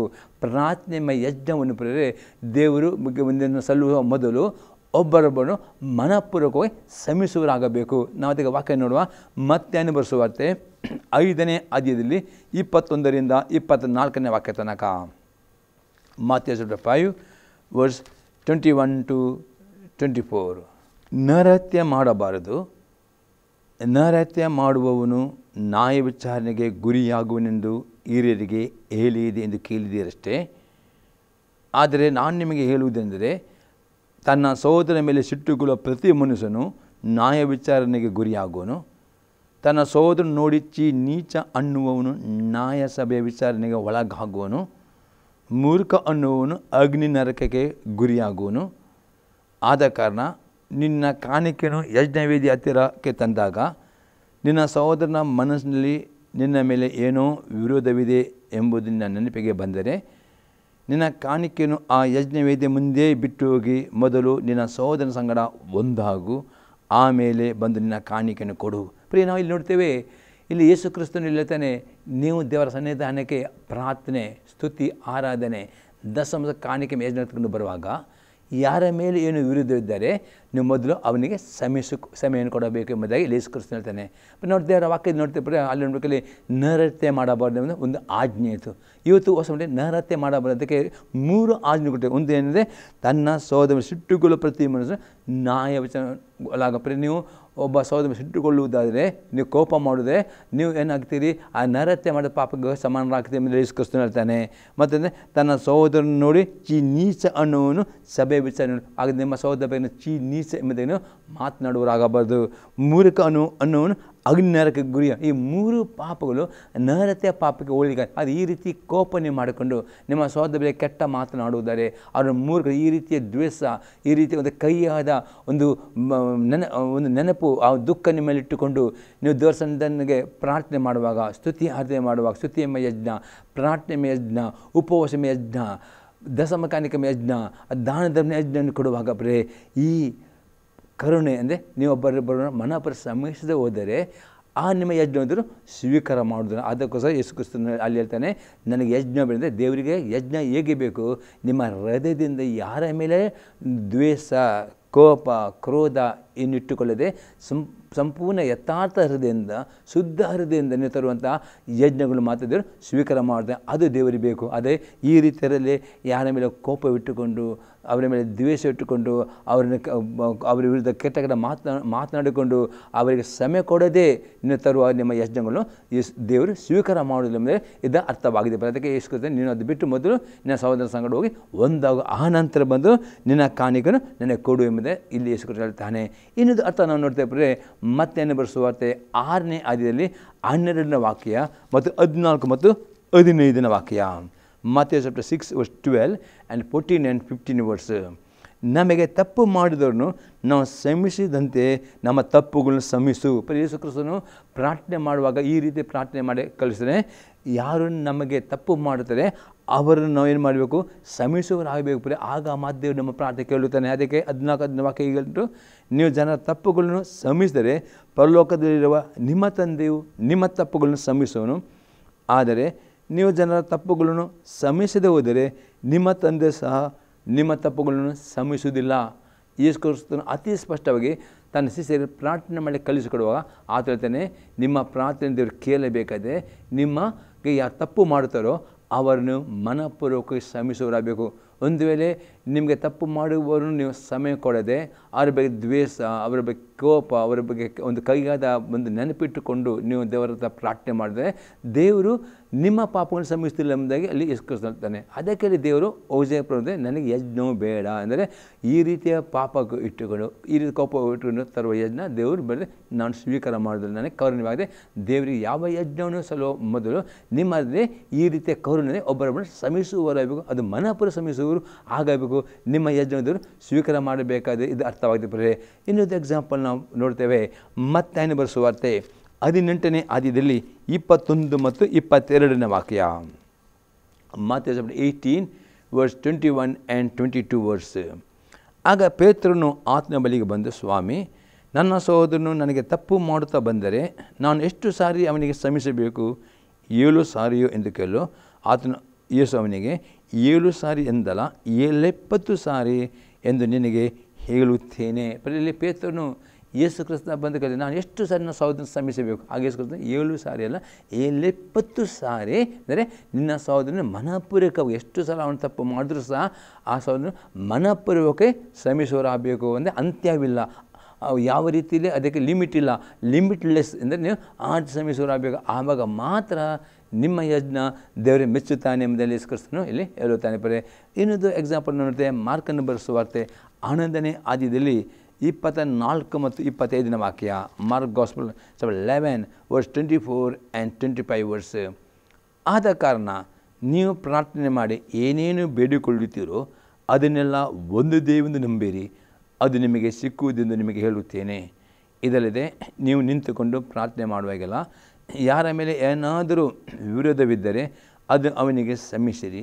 ಕ್ಷಮಿಸಿದರೆ ಪರಲೋಕದಲ್ಲಿರುವ ನಿಮ್ಮ ತಂದೆಯೂ ಸಹ ನಿಮ್ಮ ತಪ್ಪುಗಳನ್ನು ನಿಮಗೆ ಕ್ಷಮಿಸಿ ಬಿಡುವನು ಅಂದನು. ಯೇಸು ಕ್ರಿಸ್ತನು ಪುನಃ ಇಲ್ಲತಾನೆ, ನೀವು ಇಬ್ಬರು ಸೇರಿ ಅಥವಾ ನೀವು ನಿಂತುಕೊಂಡು ಪ್ರಾರ್ಥನೆ ಮಾಡುವ ಏನು ಪ್ರಾರ್ಥನೆ ಸಿಕ್ಕಿದ್ದು ನಂಬಿರಿ, ಆದರೆ ಆ ಪ್ರಾರ್ಥನೆ ಉತ್ತರ ಬರಬೇಕು. ಪುನಃ ಯೇಸು ಕ್ರಿಸ್ತನೇ ನೀವು ಪ್ರಾರ್ಥನೆ ಮಾಡಿ ಯಾರ ಮೇಲೆ ಏನಾದರೂ ವಿರೋಧಿದೆ ಅವನ್ನು ಕ್ಷಮಿಸಿರಿ, ಆಗ ನಿಮ್ಮ ಪಾಪ ಕ್ಷಮಿಸಬೇಕಾದ ಅರ್ಥ ಪ್ರೇರೆ ನಿಮ್ಮ ಪ್ರಾರ್ಥನೆ ಯಜ್ಞ, ನಿಮ್ಮ ಸ್ತುತಿ ಆರಾಧನೆ ಯಜ್ಞ ಅಥವಾ ಉಪವಾಸ ಯಜ್ಞ ಅಥವಾ ದಾನ ಧರ್ಮ ಪರೋಪಕಾರ ದಶಮ ಯಜ್ಞ ದೇವರು ಸ್ವೀಕಾರ ಮಾಡಬೇಕಾದ್ರೆ ಫಸ್ಟ್ ಕಂಡೀಷನ್ ಆಗಿದೆ, ಯಾರ ಬಗ್ಗೆಯೂ ಯಾವ ದ್ವೇಷವಾಗಲಿ ಕೋಪವಾಗಲಿ ಕೆಟ್ಟ ಮಾತು ಒಬ್ಬೊಬ್ಬರು ಮಾತನಾಡಿದ್ರೆ ಈ ಪಾಪ ಇಂಥ ಒಂದು ಕೈಯಾದ ನೆನಪು ಅದರಿಂದ ಕೋಪ ದ್ವೇಷ ನಿಮ್ಮಲ್ಲಿ ಇಟ್ಟುಕೊಂಡು ಅವರಿಗೆ ಸಮಯ ಕೊಡದೆ ನೀವು ದೇವರ ಸನ್ನಿಧಿಗೆ ತರುವ ಯಾವ ಯಜ್ಞವೂ ದೇವರು ಸ್ವೀಕಾರ ಮಾಡ್ದ. ಅದು ಈ ರೀತಿ ಮನಪೂರ್ವಕವಾಗಿ ಒಬ್ಬರು ಸಮಯ ಕೊಡುವುದಾದರೆ ಅಂಥ ಯಜ್ಞಗಳು ದೇವರು ಸ್ವೀಕರಿಸಿಕೊಂಡು ನಿಮ್ಮನ್ನು ಆಶೀರ್ವಾದ ಮಾಡ್ತಾನೆ ಎಂಬ ಇದು ಅರ್ಥವಾಗಿದೆ ಪ್ರಿಯರೇ. ಎರಡನೇ ಸಂಗತಿ ನೋಡ್ತೇವೆ, ತೀರ್ಪು ಮಾಡಬಾರದು. ನಾವು ನೋಡ್ತೇವೆ ಲೂಕನ ಬರೆಸುವಾರ್ತೆ 18ನೇ ಅಧ್ಯಾಯದಲ್ಲಿ 9ರಿಂದ 14 ವಾಕ್ಯ. Luke gospel 18 9 to 14. ಇದಲ್ಲದೆ ತಾವೇ ನೀತಿವಂತರೆಂದು ತಮ್ಮಲ್ಲಿ ಭರವಸೆ ಇಟ್ಟುಕೊಂಡು ಉಳಿದವರನ್ನು ಉದಾಸೀನ ಮಾಡುವಂಥ ಕೆಲವರಿಗೆ ಒಂದು ಸಾಮ್ಯವನ್ನು ಹೇಳಿದನು. ಅದೆಂದರೆ, ಪ್ರಾರ್ಥನೆ ಮಾಡಬೇಕೆಂದು ಇಬ್ಬರು ಮನುಷ್ಯರು ದೇವಾಲಯಕ್ಕೆ ಹೋದರು. ಒಬ್ಬನು ಪರಿಸೇಯನು, ಒಬ್ಬನು ಸುಂಕದವನು. ಪರಿಸೇಯನು ನಿಂತುಕೊಂಡು ಪ್ರಾರ್ಥಿಸುವಾಗ ತನ್ನೊಳಗೆ, ದೇವರೇ ಸುಲುಕೊಳ್ಳುವವರು ಅನ್ಯಾಯಗಾರರು ಆದರ ಮಾಡುವವರು ಆಗಿರುವ ಉಳಿದ ಜನರಂತೆ ನಾನಲ್ಲ, ಈ ಸುಂಕದವನಿಂದ ಅಲ್ಲ. ಆದುದರಿಂದ ನಾನು ನಿನಗೆ ಸ್ತೋತ್ರ ಮಾಡ್ತೇನೆ, ವಾರಕ್ಕೆ 2 ವರತಿ ಉಪವಾಸ ಮಾಡುತ್ತೇನೆ, ನಾನು ಸಂಪಾದಿಸುವ ಎಲ್ಲದರಲ್ಲಿಯೂ 10 ಪಾಲು ಕೊಡುತ್ತೇನೆ ಅಂದುಕೊಂಡನು. ಆದರೆ ಆ ಸುಂಕದವನು ದೂರದಲ್ಲಿ ನಿಂತು ಆಕಾಶದ ಕಡೆ ಕಣ್ಣೆತ್ತಿ ನೋಡುವುದಕ್ಕೂ ಮನಸ್ಸಿಲ್ಲದೆ ಏದೇನು ಬಡಕೊಳ್ಳುತ್ತಾ, ದೇವರೇ ಪಾಪದ ನನ್ನನ್ನು ಕರುಣಿಸು ಅಂದನು. ಇವ ನೀತಿವಂತೆಂದು ನಿರ್ಣಯಿಸಲ್ಪಟ್ಟವನಾಗಿ ತನ್ನ ಮನೆಗೆ ಹೋದನು. ಆ ಪರಿಸೇಯನು ಅಂಥವನಿಗೆ ಹೋಗಲಿಲ್ಲ ಎಂದು ನಿಮಗೆ ಹೇಳುತ್ತೇನೆ. ತನ್ನ ಹೆಚ್ಚಿಸಿಕೊಳ್ಳುವ ಪ್ರತಿಯೊಬ್ಬನು ತಗ್ಗಿಸಲ್ಪಡುವನು, ತನ್ನನ್ನು ತಗ್ಗಿಸಿಕೊಳ್ಳುವವನು ಹೆಚ್ಚಿಸಲ್ಪಡುವನು ಅಂದನು. ಯೇಸು ಕ್ರಿಸ್ತನು ನೋಡ್ತೇವೆ, ಇಲ್ಲಿ ಪರಿಸೇಯ ಮತ್ತು ಸುಂಕದವರು ಇಬ್ಬರು ಪ್ರಾರ್ಥನೆಗೆ ಹೋಗ್ತಾರೆ. ಈಗ ಪರಿಸೇಯ ಪ್ರಾರ್ಥನೆ ಹೋಗುವ ಅವನ ಯಜ್ಞ ಅಂದರೆ ಅವನು ದೇವತೆ ಹೇಳ್ತಾನೆ, ನಾನು ದಶಮಾಂಸವನ್ನು ಕೊಟ್ಟಿದ್ದೇನೆ, ದಾನ ಧರ್ಮ ಮಾಡಿದ್ದೇನೆ, ವಾರಿಗೆ 2 ದಿನ ನಾನು ಉಪವಾಸ ಮಾಡಿ ಎಲ್ಲ ಅವನು ಮಾಡಿದ ಯಜ್ಞ ಅವನು ದೇವರ ಮುಂದೆ ಹೇಳ್ತಾನೆ. ಆದರೆ ಅವನು ಇದರ ಮೇಲೆ ಭರವಸೆಗೊಂಡು ತಾನೇ ನೀತಿವಂತ ಎಂಬುದಾಗಿ ಅವನು ಭಾವಿಸಿಕೊಂಡು ಆ ಸುಂಕದವನ ಬಗ್ಗೆ ತೀರ್ಪು ಮಾಡಿದ. ಅವನು ಹೇಳ್ತಾ ಆ ಸುಂಕದವನಿಗಿಂತ ನಾನು ಒಳ್ಳೆಯವನು, ಆ ಸುಂಕದಾಗಲಿ ಅಂತ ಅವನು ಹೇಳ್ತಾನೆ. ಆ ಸುಂಕದವನ ಜೀವಿತ ನೋಡಿಕೊಂಡು ಅವನ ಜೀವಿತಕ್ಕೆ ಹೋಲಿಕೆ ಮಾಡಿ ಅವನಿಗಿಂತ ನಾನು ಉತ್ತಮನು, ಅವನಿಗೆ ನಾವು ನೀತಿವಂತನು ಎಂಬುದೇ ಅವನ ಬಗ್ಗೆ ತೀರ್ಪು ಮಾಡ್ತಾನೆ. ಈ ರೀತಿ ತೀರ್ಪು ಮಾಡಿ ನಿಮಿತ್ತವಾಗಿ ಈ ರೀತಿ ಒಂದು ಅವನ ಮನಸ್ಸು ಆಲೋಚನೆಯಲ್ಲಿ ಅವನು ಮಾಡಿದ ಪಾಪ ನಿಮಿತ್ತವಾಗಿ ಮತ್ತು ಅವನ ಬಾಯಲ್ಲಿ ಪ್ರಾರ್ಥನೆ ಮಾಡೋದು ಅದೇ ರೀತಿ ಪ್ರಾರ್ಥನೆ ಮಾಡಿದ. ನಾನು ಅವನಿಗಿಂತ ಅಲ್ಲ ಅಂದರೆ ಅವನ ಈ ರೀತಿ ಮಾಡಿದೆ, ಅವನ ಯಜ್ಞವನ್ನು ಅವನ ಪ್ರಾರ್ಥನೆ ಸ್ವೀಕಾರ ಮಾಡಲಿಲ್ಲ. ಯಾಕೆಂದರೆ ದೇವರೇ ಕರುಣೆ ಬೇಕು. ಯಾಕಂದರೆ ಅವನು ಯಜ್ಞ ಕೊಟ್ಟು ಸರಿ, ಅದು ಕರುಣೆ ಇಲ್ಲ. ಕರುಣೆ ಅಂದರೆ ಏನು, ಅವನು ತನ್ನ ಜೀವಿತವನ್ನು ಇನ್ನೂ ಪರೀಕ್ಷೆ ಮಾಡಿಕೊಂಡು ಇನ್ನೂ ನನ್ನನ್ನು ಪರೀಕ್ಷಿಸು, ಇನ್ನೊಂದು ಈ ರೀತಿ ತಗ್ಗಿಸೋಕೆ ಮನೆಯಲ್ಲಿ ಬರೋದು ಬಿಟ್ಟು ಇದರಲ್ಲೇ ಭರವಸೆ ಇಟ್ಟುಕೊಂಡು ಒಳ್ಳೆ ಕ್ರಿಯೆಯನ್ನು ಭರವಸೆ ಇಟ್ಟುಕೊಂಡು ತಾನೇ ನೀತಿವಂತನ್ನು ಹೆಚ್ಚಿಸಿಕೊಂಡು ಎಂದಿಗೂ ಪ್ರೇರಿ ನೀವು ಕರ್ತನ ಸನ್ನಿಧಿಗೆ ಬರುವಾಗ ನಿಮ್ಮ ಒಳ್ಳೆಯ ಕ್ರಿಯೆ ಮೇಲೆ ಭರವಸೆ, ಒಳ್ಳೆಯ ಕ್ರಿಯೆಯನ್ನು ಮಾಡಲೇಬೇಕು. ಆದರೆ ನಾವು ಇವತ್ತು ನೀತಿವಂತರು ಯೇಸು ಕ್ರಿಸ್ತನ ಮೇಲೆ ನಂಬಿಕೆ ಇಡುವ ನಿಮಿತ್ತವಾಗಿ ಆತ ಕೃಪೆಯಿಂದ ಆತನ ರಕ್ತದ ಮುಖಾಂತರ ನೀತಿವಂತರಾಗಿದ್ದೇವೆ. ಆದರೆ ಇನ್ನೂ ನಾವು ನೀತಿವಂತರ ಜೀವನ ಮಾಡಬೇಕು. ಇನ್ನೂ ನಾವು ನಾನೇ ನೀತಿವಂತನು, ನನ್ನಲ್ಲಿ ಪಾಪದ ಈ ರೀತಿಯ ಅಹಂಕಾರ ಈ ಪರಿಜನಲಿತ್ತು. ಅದಕ್ಕೆ ಅಹಂಕಾರದ ನಿಮಿತ್ತವಾಗಿ ಅವನು ತನ್ನನ್ನೇ ಹೆಚ್ಚಿಸಿಕೊಂಡನು ಮತ್ತು ಆ ಸುಂಕದನ್ನು ಜೀವಿತ ನೋಡಿ ತನ್ನ ಜೀವಿತ ಅವನಿಗೆ ಹೋಲಿಕೆ. ಈ ರೀತಿಯ ಅಹಂಕಾರ ನಮ್ಮಲ್ಲಿ ಎಂದಿಗೂ ಬರಬಾರದು. ನಾವು ದೇವರ ಇನ್ನೊಂದು ತಗ್ಗಿಸ್ಕೊಂಡು ಬರಬೇಕು. ದೇವ ನನ್ನನ್ನು ಪರೀಕ್ಷಿಸು, ದೇವನನ್ನು ಶೋಧಿಸು, ಇನ್ನು ನಾನೆಲ್ಲ ಬಾಯಿ ಮಾತಿನಲ್ಲಿ ಆಲೋಚನೆಯಲ್ಲಿ ಪಾಪ ಮಾಡುವುದಾದರೆ ನನಗೆ ತೋರಿಸು. ಈ ರೀತಿಯ ತಗ್ಗಿಸೋಕ್ಕೆ ಬರುವುದಾದರೆ ದೇವರು ನಿಮ್ಮ ಯಜ್ಞವನ್ನು ಸ್ವೀಕಾರ ಮಾಡ್ತಾನೆ. ಆದರೆ ಇಲ್ಲಿ ಏನಾಯಿತು, ಪರಿಜನ ಆ ರೀತಿಯಲ್ಲಿ ಬರಲಿಲ್ಲ. ಅಹಂಕಾರದಿಂದ ಇನ್ನೊಬ್ಬರ ಬಗ್ಗೆ ತೀರ್ಪು ಮಾಡಿಕೊಂಡು ಬಂದ. ಅದಕ್ಕೆ ಅವನ ಪ್ರಾರ್ಥನೆಯನ್ನು ಅದಕ್ಕೆ ಅವನ ಯಜ್ಞ ಸ್ವೀಕಾರ ಮಾಡಲಿಲ್ಲ. ಅದು ಸುಂಕದವನು ಮಾಡಿದನು. ಸುಂಕದವನು ದೇವಸ್ಥಾನ ಬರುವಾಗ ತಾನು ಪಾಪಿಯಿಂದ ಒಪ್ಪಿಕೊಂಡನು, ಪಾಪಿನ ಕರುಣಿಸುವಂತೆ ಒಪ್ಪಿಕೊಂಡನು. ಅದಕ್ಕೋಸ್ಕರ ಅವನ ಪ್ರಾರ್ಥನೆಯನ್ನು ದೇವರು ಸ್ವೀಕಾರ ಮಾಡಿಕೊಂಡನು. ಹಾಗಾದರೆ ಇವತ್ತು ಈ ದೇವರಲ್ಲಿ ಓಜಿಯಪ್ಪರ ಅರ್ಥ ಇಷ್ಟೇ ಅಂದರೆ, ಯಜ್ಞಗಳು ದೇವರಿಗೆ ಬೇಕು ಬೇಡ ಎಂಬುದಲ್ಲ, ಆದರೆ ಯಜ್ಞಗಳು ದೇವರು ಸ್ವೀಕಾರ ಮಾಡಬೇಕಾದ್ರೆ ಇನ್ನೊಬ್ಬರ ಬಗ್ಗೆ ತೀರ್ಪು ಮಾಡುವವರಾಗಬೇಕು. ಇನ್ನೊಬ್ಬರ ಜೀವಿತವನ್ನು ನೋಡಿ ತಮ್ಮ ಜೀವಿತ ಅವರಿಗೆ ಹೋಲಿಕೆ ಮಾಡಿದೆ ಮತ್ತು ತಮ್ಮ ನೀತಿವಂತಿಕೆ ಮೇಲೆ ನಾವು ಭರವಸೆ ಕೊಡದೆ ನಾವು ಭರವಸೆ ಇಡಬೇಕು. ಯೇಸು ಕ್ರಿಸ್ತನ ಮೇಲೆ ನಂಬಿಕೆ ಇಡುವುದರ ಮೂಲಕ ನಾವು ನೀತಿವಂತರಾಗಿದ್ದೇವೆ ಮತ್ತು ಇನ್ನೂ ನಾವು ನೀತಿವಂತ ಜೀವನ ಮಾಡುವ ಆ ರೀತಿ ತಗ್ಗಿಸಿಕೆ ಬರಬೇಕು. ಹೆಚ್ಚಿಸಿಕೊಳ್ಳಬಾರದು, ಇನ್ನೊಬ್ಬರ ಜೀವಿತವನ್ನು ನೋಡಿ ತೀರ್ಪು ಮಾಡಬಾರದು. ಈ ರೀತಿ ಮಾಡಿದ್ರೆ ಅಂಥ ಯಜ್ಞಗಳನ್ನು ಸ್ವೀಕಾರ ಮಾಡುವುದರಿಂದ ಇದು ಅರ್ಥವಾಗಿದೆ ಪ್ರಿಯರೇ. ಇನ್ನೊಂದು ಎಕ್ಸಾಂಪಲ್ ನೋಡ್ತೇವೆ, ಯಾಕೋಬನ ಬರೆದ ಪತ್ರಿಕೆ 4ನೇ ಅಧ್ಯಾಯದಲ್ಲಿ 11 ಮತ್ತು 12ನೇ ವಾಕ್ಯ. James chapter 4 verse 11 and 12 verse. ಸಹೋದರರೇ, ಒಬ್ಬರನ್ನೊಬ್ಬರು ನಿಂದಿಸಬೇಡಿರಿ. ಯಾವನಾದರೂ ತನ್ನ ಸಹೋದರನ್ನು ನಿಂದಿಸಿದರೆ ಅಥವಾ ತನ್ನ ಸಹೋದರನ ವಿಷಯವಾಗಿ ತೀರ್ಪು ಮಾಡಿದರೆ ಅವನು ಧರ್ಮಶಾಸ್ತ್ರವನ್ನು ನಿಂದಿಸಿ ಧರ್ಮಶಾಸ್ತ್ರ ವಿಷಯದಲ್ಲಿ ತೀರ್ಪು ಮಾಡಿದ ಹಾಗಾಗುವುದು. ಅದು ನೀನು ಧರ್ಮಶಾಸ್ತ್ರ ವಿಷಯದಲ್ಲಿ ತೀರ್ಪು ಮಾಡಿದರೆ ನೀನು ನ್ಯಾಯಾಧಿಪತಿಯೇ ಎನಿಸಿಕೊಳ್ಳುವೆಯೇ ಹೊರತು ಅದನ್ನು ಅನುಸರಿಸುವನಲ್ಲ. ನ್ಯಾಯವನ್ನು ವಿಧಿಸಿದ ನ್ಯಾಯಾಧಿಪತಿ ಒಬ್ಬನೇ, ಆತನ ಉಳಿಸುವುದಕ್ಕೂ ನಾಶ ಮಾಡೋದಕ್ಕೂ ಸಕ್ತನು. ಹೀಗಿರುವಾಗ ನಿನ್ನ ನೆರೆಯವನ ವಿಷಯದಲ್ಲಿ ತೀರ್ಪು ಮಾಡೋದಕ್ಕೆ ನೀನು ಯಾರು? ಪ್ರಿಯರೇ, ಅತಿ ಸ್ಪಷ್ಟವಾಗಿ ಯಾಕೋ ಹೇಳ್ತಾನೆ, ನಾವು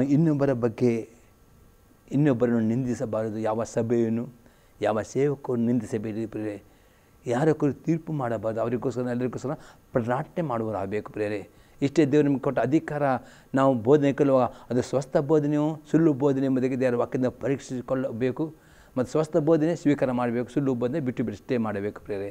ಪ್ರವಾದನೆ ಸಹ ನೀವು ಚೆಕ್ ಮಾಡಿ ದೇವರನ್ನು ಬಂದು ಅದೇ ಸೇವಕರನ್ನಾಗಲಿ ಯಾವ ಸಭೆ ವಿರುದ್ಧ ಮಾತನಾಡೋದು ನಿಂದಿಸೋದು ಇದು ಪಾಪ ಮಾಡಿ. ಈ ಪಾಪ ಇದ್ದುಕೊಂಡು ನೀವು ದೊರೆತ ಪ್ರಾರ್ಥನೆ ಮಾಡೋದಾದರೆ ಸ್ತುತಿ ಆರಾಧನೆ ಮಾಡೋದಾದರೆ ಯಾವ ಯಜ್ಞ ದೇವರು ಬೇಡ. ದೇವರು ಈ ಕರುಣೆ ಬೇಕು ಎಂದು ಯಾರ ಬಗ್ಗೆ ನಾವು ತೀರ್ಪು ಮಾಡಬಹುದು. ತೀರ್ಪು ಮಾಡಿ ಅದಕ್ಕೆ ದೇವರಿಗೆ ಕೊಟ್ಟಲ್ಪಟ್ಟಿದೆ. ಯಾರನ್ನು ನಾವು ನಿಂದಿಸುವವರಾಗಬೇಕು, ಎಲ್ಲರನ್ನು ನಾವು ಪ್ರೀತಿ ಮಾಡಿರಬೇಕು, ಎಲ್ಲರಿಗೋಸ್ಕರ ನಾವು ಪ್ರಾರ್ಥನೆ ಮಾಡುವರಾಗಬೇಕು. ಇದು ದೇವರು ಕೊಟ್ಟ ನಮಗೆ ಇದು ಕರುಣೆ ಆಗಿದೆ ಪ್ರಿಯರೇ.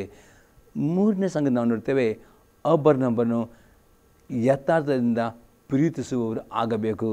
ರೋಮಾಪುರದಲ್ಲಿ ಬರೆದ ಪತ್ರಿಕೆ 12ನೇ ಅಧ್ಯಾಯದಲ್ಲಿ 10ನೇ ವಾಕ್ಯ. Romans 12 verse 10. ಕ್ರಿಸ್ತ ಸಹೋದರರು ಅಣ್ಣ ತಮ್ಮಂದಿರೆಂದು ಒಬ್ಬರನ್ನೊಬ್ಬರು ಪ್ರೀತಿಸಿರಿ. ಮಾನ ಮರ್ಯಾದೆಯನ್ನು ತೋರಿಸುವುದರಲ್ಲಿ ಒಬ್ಬರಿಗಿಂತ ಒಬ್ಬರು ಮುಂದಾಗಿರಿ. ಪ್ರಿಯರೇ, ವಾಪಸ್ ಮಾಡ್ತೇನೆ, ಕ್ರೈಸ್ತ ಸಹೋದರನು ಒಬ್ಬರೊಬ್ಬರನ್ನು ಯಥಾರ್ಥವಾಗಿ ಅಣ್ಣ ತಮ್ಮದ ಪ್ರೀತಿ ಮಾಡಬೇಕು.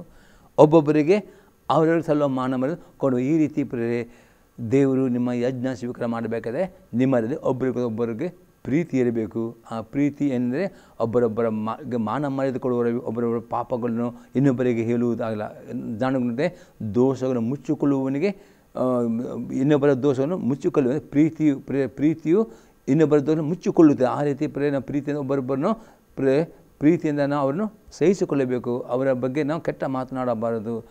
ಒಬ್ಬೊಬ್ಬರಿಗೆ ಅವರು ಕೊಡೋ ಮಾನ ಮರ್ಯಾದೆ ಕೊಡುವ ಈ ರೀತಿ ಸಹೋದರನು ಅಣ್ಣ ತಮ್ಮದೇ ಪ್ರೀತಿ ಮಾಡಬೇಕು. ಈ ರೀತಿಯ ಪ್ರೀತಿಯಲ್ಲಿ ಮಾಡುವ ಎಲ್ಲ ಒಳ್ಳೆಯ ಕ್ರಿಯೆಗಳು ಎಲ್ಲ ಯಜ್ಞಗಳು ದೇವರು ಸ್ವೀಕಾರ ಮಾಡುವವನು ಆಗಿದ್ದಾನೆ ಪ್ರಿಯರೇ. 4ನೇ ಸಂಗತಿ ನೋಡ್ತೇವೆ ಪ್ರಿಯರೇ, ಒಬ್ಬರನ್ನೊಬ್ಬರನ್ನು ಸಹಿಸಿಕೊಳ್ಳುವವರು ಆಗಬೇಕು. ಎಫೆಸ ದೇವರ ಬರೆದ ಪತ್ರಿಕೆ 4ನೇ ಅಧ್ಯಾಯದಲ್ಲಿ 1ರಿಂದ 3ನೇ ವಾಕ್ಯ ತನಕ. Ephesians 4 verse 1-3. ನೀವು ದೇವರಿಂದ ಕರೆಯಲ್ಪಟ್ಟವರ ಕಾರಣ ಯೋಗ್ಯರಾಗಿ ನಡೆದುಕೊಳ್ಳಬೇಕೆಂದು ಕರ್ತನ ಸೇವೆಯಲ್ಲಿ ಸೇರೆಯನ್ನು ನಾನು ನಿಮ್ಮನ್ನು ಪ್ರಬೋಧಿಸುತ್ತೇನೆ. ನೀವು ಪೂರ್ಣ ವಿನಯ ಸಾತ್ವಿಕತ್ವಗಳಿಂದಲೂ ದೀರ್ಘ ಶಾಂತಿಯಿಂದಲೂ ಕೂಡಿದವರಾಗಿ ಪ್ರೀತಿಯಿಂದ ಒಬ್ಬರನ್ನೊಬ್ಬರು ಸಹಿಸಿಕೊಳ್ಳಿರಿ. ಸಮಾಧಾನ ಎಂಬ ಬಂಧನದಿಂದ ಕಟ್ಟಲ್ಪಟ್ಟವರಾಗಿದ್ದು ಪವಿತ್ರಾತ್ಮನಿಂದ ಐಕ್ಯವನ್ನು ಕಾಪಾಡಿಕೊಳ್ಳದೆ ಆಸಕ್ತರಾಗಿರಿ. ಪ್ರಿಯರೇ, ಇಲ್ಲಿ ಪುನಃ ಅಪ್ಪಸ್ಕೊಳ್ಳುತ್ತಾನೆ, ನಿಮ್ಮ ಯಜ್ಞವು ದೇವರು ಸ್ವೀಕಾರ ಮಾಡಬೇಕಾದರೆ ನೀವು ಸಭೆಯಾಗಿ ಸೇರಿ ಬರುವಾಗ ಕುಟುಂಬವಾಗಿ ಪ್ರಾರ್ಥನೆ ಮಾಡುವಾಗ ಒಬ್ಬರೊಬ್ಬರ ಬಲಹೀನತೆಗಳನ್ನು ಒಬ್ಬರನ್ನು ಸುಧಾರಿಸಿಕೊಳ್ಳುವವರಾಗಬೇಕು. ದೀರ್ಘ ತಾಳ್ಮೆಯಿಂದ ಪ್ರೇರಣೆ ನೀವು ಒಬ್ಬೊಬ್ಬರನ್ನು ಪ್ರೀತಿ ಮಾಡಬೇಕು.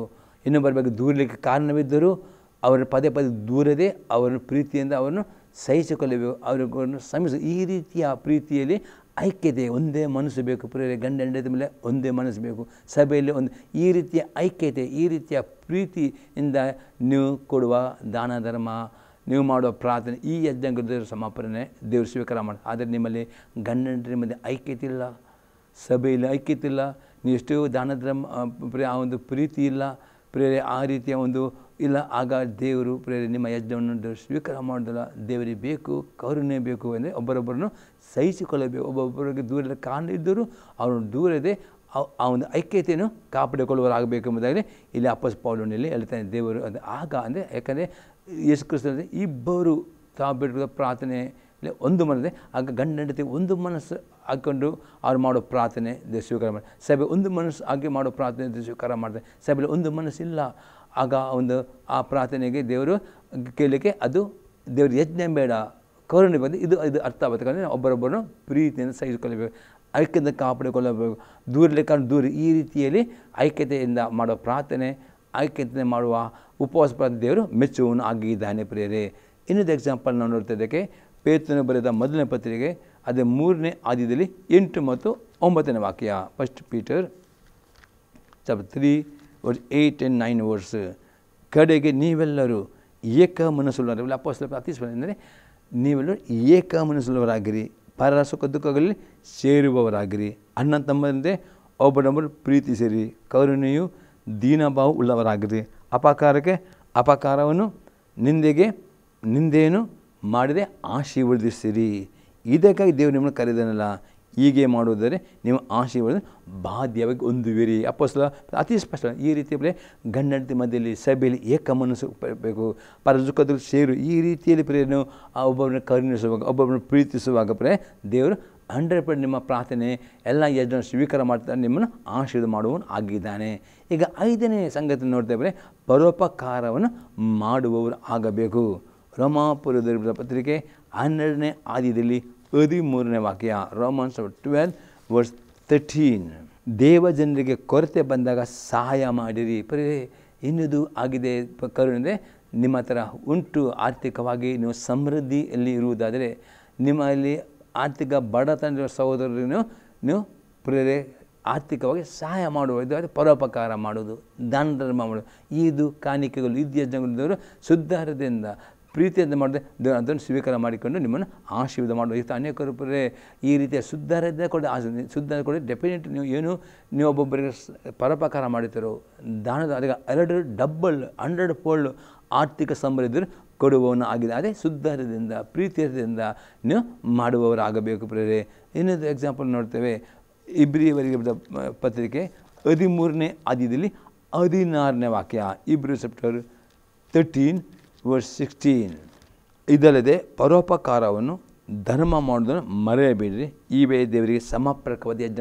ಅತಿ ಪರೋಪಕಾರ ಮಾಡೋದು, ದಾನದ ದೇವರಿಗೆ ಮೆಚ್ಚಿ ಯಜ್ಞಗಳು. ಅದೇ ಈ ಯಜ್ಞಗಳು ದೇವರಿಗೆ ಬೇಕು, ಅದೇ ಪ್ರೀತಿಯಿಂದ ಕರುಣೆಯಿಂದ ಒಬ್ಬೊಬ್ಬರನ್ನು ಸಹಿಸಿಕೊಂಡು ಮಾಡುವ ಯಜ್ಞ ದೇವರು ಸ್ವೀಕಾರ. ಅದೇ ಇದೆಲ್ಲ ಇಲ್ಲದಿದ್ದರೆ ಅಲ್ಲಿ ದೇವರಿಗೆ ಕರುಣೆ ಇಂಪಾರ್ಟೆಂಟ್. ಯಜ್ಞ ಅದೇ ಕರುಣೆ ಒಟ್ಟಿಗೆ ಮಾಡೋ ಯಜ್ಞ ದೇವರು ಸ್ವೀಕಾರ ಮಾಡಿ ನಿಮ್ಮನ್ನು 100% ಆಶೀರ್ವಾದ ಮಾಡುವನಾಗಿದೆ ಪ್ರೇರೆ. ಇನ್ನೊಂದು ವಾಕ್ಯ ನೋಡ್ತೇವೆ, 1ನೇ ತಿಮೋತಿ ಪುಸ್ತಕ 6ನೇ ಅಧ್ಯಾಯದಲ್ಲಿ 17ರಿಂದ 19ನೇ ವಾಕ್ಯ ತನಕ. First Timothy chapter 6 verse 7 to 18 verse, 17 to 19 verse. ಈ ಲೋಕ ವಿಷಯದಲ್ಲಿ ಐಶ್ವರ್ಯವುಳ್ಳವರು ಆಂಕರಿಗಳಾಗಿರದೆ ಅಸ್ಥಿರವಾದ ಐಶ್ವರ್ಯದ ಮೇಲೆ ನಿರೀಕ್ಷೆಯನ್ನಿಟ್ಟಿದೆ, ನಮ್ಮ ಅನುಭೋಗಕ್ಕೋಸ್ಕರ ನಮಗೆ ಎಲ್ಲವನ್ನು ಏರಳವಾಗಿ ದಯಪಾಲಿಸುವ ದೇವರ ಮೇಲೆ ನಿರೀಕ್ಷೆ ನೀಡಬೇಕೆಂತಲೂ ವಾಸ್ತವವಾದ ಜೀವನ ಹೊಂದುವುದಕ್ಕೋಸ್ಕರ ಆ ಒಳ್ಳೆಯದನ್ನು ಮಾಡುವವರು, ಸತ್ಕಾರ್ಯಗಳಲ್ಲಿ ಐಶ್ವರ್ಯವಂತರು, ದಾನಧರ್ಮವನ್ನು ಮಾಡುವವರು, ಪರೋಪಕಾರವು ಮಾಡುವವರು ಆಗಿದ್ದು ಮುಂದಿನ ಕಾಲಕ್ಕೆ ಒಳ್ಳೆಯ ಅಸ್ಥಿವಾರವಾಗುವಂಥಗಳನ್ನು ತಮಗೆ ಕೂಡಿಸಿಟ್ಟುಕೊಳ್ಳಬೇಕೆಂದು ಅವರಿಗೆ ಆಜ್ಞಾಪಿಸು. ಅಪ್ಪನೇ ಯಾರು ಆರ್ಥಿಕ ಶ್ರೀಮಂತ ಇದ್ದಾರೋ ಈ ಲೋಕ ಅವರು ಏನು ಮಾಡುವಾಗ ತಮ್ಮ ಐಶ್ವರ್ಯ ತಮಗೋಸ್ಕರ ಅವರು ಉದುಗಿಸಿ ತಮಗೋಸ್ಕರ ಗಂಟಿಟ್ಟುಕೊಳ್ಳದೆ ಅವರೇನು ಮಾಡುವ ಅದೇ ದೇವರಿಗೆ ಕೂಡ ದಶಮ ಕಾಣಿಕೆ ಮಾತಲ್ಲ ಅವರೆಷ್ಟವಾಗಿ ಪರೋಪಕಾರವನ್ನು ದಾನ ಮಾಡುವ ಈ ರೀತಿಯ ಕರುಣೆಯಲ್ಲಿ ಮಾಡುವ ಒಳ್ಳೆಯ ಕ್ರಿಯೆಗಳು ದೇವರು ನಿಜವಾಗಿ ಸ್ವೀಕಾರ ಮಾಡಿಕೊಂಡು ನಿಮ್ಮನ್ನು ಆಶೀರ್ವಾದ ಮಾಡುವನಾಗಿದ್ದೇನೆ. ನಿಮ್ಮ ಎಲ್ಲ ಪ್ರಾರ್ಥನೆಗೆ ಉತ್ತರ ಕೊಡುವನಾಗಿದ್ದೇನೆ. ಎಲ್ಲ ಕಷ್ಟ ನಿಮಗೆ ಬಿಡುಗಡೆ ಕೊಡುವನಾಗಿದೆ ಪ್ರೇರೆ. ಆದರೆ ಇನ್ನೂ ಈ ಯಜ್ಞಗಳು ತರುವಾಗ ನಿಮ್ಮ ಹೃದಯದಲ್ಲಿ ಆ ಶುದ್ಧ ಹೃದಯ ಇಲ್ಲ, ಒಬ್ಬೊಬ್ಬರ ಮೇಲೆ ಪ್ರೀತಿ ಇಲ್ಲ, ಒಬ್ಬೊಬ್ಬರಿಗೆ ಮನಬರ ಶ್ರಮಿಸುವುದಿಲ್ಲ. ಹಾಗಾದರೆ ಆ ರೀತಿಯಲ್ಲಿ ಇದ್ದರೆ ಮಾತ್ರ ದೇವರಲ್ಲಿ ಅಂಥ ಯಜ್ಞ ನನಗೆ ಬೇಡ. ಈ ಕರುಣೆಯಿಂದ ಕೂಡಿದ ಯಜ್ಞ ಸ್ವೀಕಾರ ಮಾಡೇ ಮಾಡುವನಾಗಿದ್ದಾನೆ ಪ್ರೇರೆ. ಆರನೇ ಸಂಘ ನೋಡ್ತೀವಿ ದೇವರ ವಾಕ್ಯದ ಜ್ಞಾನವನ್ನು ಹೊಂದಿಕೊಳ್ಳಬೇಕು. ಅದು ಹೇಗೆ ಹೊಂದಿಕೊಳ್ಳಿ ನೋಡೋಪ್ರೆ, ಜ್ಞಾನೋಕ್ತಿ ಪುಸ್ತಕ 2ನೇ ಅಧ್ಯಾಯದಲ್ಲಿ 1ರಿಂದ 5ನೇ ವಾಕ್ಯ ತನಕ. ಕಂದ, ನನ್ನ ಮಾತುಗಳನ್ನು ಅಂಗೀಕರಿಸಿ ನನ್ನ ವಿಧಿಗೂ ನಿದ್ದೆಯಿಂದ ಕಾಪಾಡಿಕೊ. ನಿನ್ನ ಕಿವಿಯನ್ನು ಜ್ಞಾನದ ಕಡೆಗೂ ಹೃದಯವನ್ನು ವಿವೇಕದ ಕಡೆಗೂ ತಿರುಗಿಸು. ಬುದ್ಧಿಗಾಗಿ ಮೊರೆಯಿಟ್ಟು ವಿವೇಕಕ್ಕಾಗಿ ಕೂಗಿಕೊಂಡು ಅದನ್ನು ಬೆಳ್ಳಿಯಂತೆಯೂ ನಿಕ್ಷೇಪದಂತೆಯೂ ಹುಡುಕು. ಆಗ ನೀನು ಇವನ ಭಯವನ್ನು ಅರಿತು ದೈವ ಜ್ಞಾನವನ್ನು ಪಡೆದುಕೊಳ್ಳುವಿ. ಇಲ್ಲಿ ಸ್ವಲ್ಪ ಮಾಡ್ತಾನೆ, ದೇವರ ಜ್ಞಾನನೇ ಹೊಂದಿಕೊಳ್ಳಬೇಕಾದ್ರೆ ನೀವೇನು ಮಾಡಬೇಕು, ಈ ಟಿ ವಿ ಮಾಧ್ಯಮದಲ್ಲಿ ಕೇಳುವ ವಾಕ್ಯಗಳನ್ನು ಕಂದ ನನ್ನ ಮಾತಾಡ ಈ ಟಿ ವಿ ಮಾಧ್ಯಮ ಕೇಳುವಂಥ ಈ ಸಂದೇಶವನ್ನು ನೀವು ಅಂಗೀಕಾರ ಮಾಡಬೇಕು. ನನ್ನ ವಿದ್ಯೆಗಳನ್ನು ನಿಧಿಯಂತೆ ಕಾಪಾಡಿಕೋ. ಖಾಲಿ ಈಗ ವಾಕ್ಯ ಕೇಳು ಮಾತ್ರ, ಈ ಕಡೆ ಪ್ರತಿಯೊಂದು ವಾಕ್ಯಗಳು ನಿಮ್ಮ ಮರದಲ್ಲಿ ನೀವು ಜ್ಞಾಪಕ ಇಟ್ಟುಕೊಳ್ಳಬೇಕು. ಮತ್ತು ಹೇಳಿದಾಗ ನಿನ್ನ ಕಿವಿನ ಜ್ಞಾನದ ಕಡೆ ನೀವು ವಾಕ್ಯಗಳನ್ನು ನಿಮ್ಮ ಕಿವಿನ ಲಕ್ಷ್ಯ ಕೊಟ್ಟು ಕೇಳಿದರೆ ದೇವರ ವಾಕ್ಯದ ವಿವರಣೆ ಮುಖಾಂತರ ನಿಮಗೆ ಅದು ಜ್ಞಾನದಿಂದ ಪ್ರತಿಯೊಂದು ವಾಕ್ಯವು ನಿಮಗೆ ವಿವರಿಸುವಾಗ ಮಾತ್ರವೇ ಅದಕ್ಕೆ ಜ್ಞಾನ ಸಿಗಬೇಕು. ಮಾಡಬೇಕು ನೀವು ಈ ವಾಕ್ಯವನ್ನು ಕೇಳುವ ನಿಮಗೆ ಕೇಂದ್ರೀಕೃತ ಮಾಡಿ ಏಕಾಗ್ರತೆ ಕೇಳುವುದರ ಮಾತ್ರ ಈ ವಾಕ್ಯದ ವಿವರಣೆ ಅತಿ ವಿವರಣೆ ಕೇಳುವಾಗ ನೀನು ಒಂದು ತೆರಿ ಜ್ಞಾನ ಹೊಂದುತ್ತೆ. ಅದಕ್ಕೆ ನಿನ್ನ ಕಿವಿಯನ್ನು ಜ್ಞಾನದ ಕಡೆ ಇನ್ನದನ್ನು ವಿವೇಕದ ಕಡೆಗೂ ತಿರುಗುತ್ತದೆ. ನಿಮಗೆ ಆ ವಾಕ್ಯ ಅರ್ಥವಾಗಬೇಕು. ಅದಕ್ಕೆ ಅರ್ಥವಾದರೆ ಮಾತ್ರವೇ ಜ್ಞಾನ ಸಿಗುತ್ತೆ. ಅರ್ಥವಾಗದೇ ಅರ್ಥವಾಗುವ ರೀತಿ ವಾಕ್ಯ ಲಕ್ಷ್ಯವಿಟ್ಟು ಕೇಳುವುದಾದರೆ ನೀವು ಏನಂತೆ ಆ ವಾಕ್ಯದ ಇನ್ನೂ ಗೂಢಾರ್ಥ ಇನ್ನೂ ಅರ್ಥವನ್ನು ತಿಳ್ಕೊಳ್ಳುವಾಗ ನಿಮಗೆ ಏನು ಸಿಗುತ್ತೆ, ಜ್ಞಾನ ಸಿದ್ದು ಪ್ರೇರೆ ಬೇಕು ದೇವರಿಗೆ ಪ್ರೇರೆ. ಮತ್ತು ಬುದ್ಧಿಗಾಗಿ ಮೊರೆಯಿಟ್ಟು ವಿವೇಕಕ್ಕಾಗಿ ಕೂಗಿಕೊಂಡು ಒಂದು ನಿಮಗೆ ಜ್ಞಾನ ಇಲ್ಲ, ನೀವು ಪ್ರಾರ್ಥನೆ ಮಾಡಿ ದೇವರು ನಿನ್ನ ವಾಕ್ಯದ ಮುಖದಲ್ಲಿ ಮಾತನಾಡು. ನಿನ್ನ ವಾಕ್ಯದ ಆಗ ದೇವರು ಪ್ರಾರ್ಥನೆ ಮಾಡುವಾಗ ದೇವರು ಈ ವಾಕ್ಯದಲ್ಲಿ ಅಡಕವಾಗಿರೋ ಗುಪ್ತವಾದ ವಾಕ್ಯಗಳನ್ನು ದೇವರು ನಿಮಗೆ ಪ್ರಕಟಣೆ ಪಡಿಸ್ತಾನೆ. ಅದು ದೇವರ ಸೇವಕರ ಮುಖಾಂತರ ಅದು ಸಂದೇಶದಲ್ಲಿ ಕೇಳುವಂತೆ ಮಾಡುವನಾಗಿದ್ದಾನೆ. ಈ ರೀತಿ ಏನು ಮಾಡಿ ಬುದ್ಧಿಗಾಗಿ ಮೊರೆಯಿಟ್ಟು ವಿವೇಕೆ ಕೂಗಿಕೊಳ್ಳಬೇಕು. ಪ್ರೇ ದೇವರ ವಾಕ್ಯದ ಜ್ಞಾನ ಹೊಂದಿಕೊಳ್ಳಬೇಕು. ಅದು ಪುಕ್ಕಟ್ಟಿಲ್ಲ. ಈ ರೀತಿ ಮಾಡಿದರೆ ದೇವರ ಜ್ಞಾನ ಹೊಂದಿಕೊಳ್ಳುತ್ತೀರಿ. ನಾಲ್ಕು ನೋಡ್ತೇವೆ, ಅದನ್ನು ಬೆಳ್ಳಿಯಂತೆಯೂ ನಿಕ್ಷೇಪದಂತೆಯೂ ಹುಡುಕು. ಪ್ರೇ ದೇವರ ಓದುವಾಗ ಹುಡುಕಿ ಓದಬೇಕು. ಪ್ರತಿಯೊಂದು ವಾಕ್ಯಕ್ಕೆ ಜೋಡಿ ಉಂಟು. ಪ್ರೇ ಯಾವುದೇ ವಾಕ್ಯ ಸಿಂಗಲ್ ಆಗ್ತವೆ ಪ್ರತಿಯೊಂದು ಆಗ ವಾಕ್ಯವನ್ನು ಹುಡುಕಿ ಓದುವ ಈ ವಾಕ್ಯದ ವಿವರಣೆ ನಿಮಗೆ ಸಿಗ್ತದೆ. ವಾಕ್ಯವನ್ನು ಅರ್ಥ ಈ ರೀತಿ ಪ್ರೇ ದೇವರ ವಾಕ್ಯವನ್ನು ಹುಡುಕಿಕೊಂಡು ಓದಬೇಕು. ಆ ವಾಕ್ಯ ಅರ್ಥ ಮಾಡಿಕೊಳ್ಳುವಾಗ ಆಗ ಮಾತ್ರ ಯಾವ ನಿಮಗೆ ವಾಕ್ಯ ಅರ್ಥವಾಗ್ತದೋ ಆಗ ನಿಮಗೆ ಜ್ಞಾನ ದೇವರ ವಾಕ್ಯ ಅರ್ಥವಾಗದೆ ನಿಮಗೆ ಆ ವಾಕ್ಯದ ಜ್ಞಾನ ಇಲ್ಲದೆ ಏನು ದೇವರ ವಾಕ್ಯ ಜ್ಞಾನವೂ ಬೇಕು ಎಂಬುದೇ ಅಲ್ಲಿ ದೇವರು ಹೇಳ್ತಾನೆ. 6ನೇ ವಾಕ್ಯ ನೋಡ್ತೇವೆ.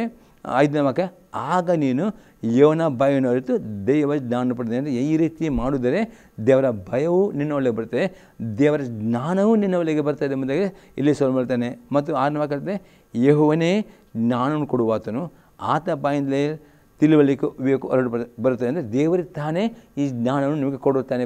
ಯಾವ ವಾಕ್ಯವನ್ನು ಲಕ್ಷ್ಯ ಕೊಟ್ಟು ನೀವು ಕೇಳ್ತೀರೋ, ಆ ವಾಕ್ಯಗಳನ್ನು ಮರದಲ್ಲಿ ನೆನಪಿಟ್ಟುಕೊಳ್ಳುತ್ತೀರೋ, ಆ ವಾಕ್ಯವನ್ನು ಮಾತನಾಡುತ್ತೀರೋ, ಪ್ರಾರ್ಥನೆ ಮಾಡಿ ಆಗ ದೇವರು ನಿಮಗೆ ಹೇಳ್ತಾನೆ ದೇವರು ನಿಮಗೆ ಜ್ಞಾನವನ್ನು ಕೊಡುತ್ತಾನೆ. ಮತ್ತು ಏನಾಗುತ್ತೆ, ಆತನು ಯಥಾರ್ಥತೆ ಸುಜ್ಞಾನವನ್ನು ಕೂಡಿಸಲು ದೇವರು ನಿಮಗೆ ಯಥಾರ್ಥ ಸುಜ್ಞಾನವನ್ನು ದೇವರು ಕೊಡುತ್ತಾನೆ. ಅದು ಈ ಜ್ಞಾನ ಪ್ರೇರೆ ನಿಮಗೆ ಬೇಕು ಎಂಬುದಾಗಿ ದೇವರು ಓಜಿಯ ದೇವರಿಗೆ ನನಗೆ ಯಜ್ಞ ಬೇಡ ಕರುಣೆ ಬೇಕು.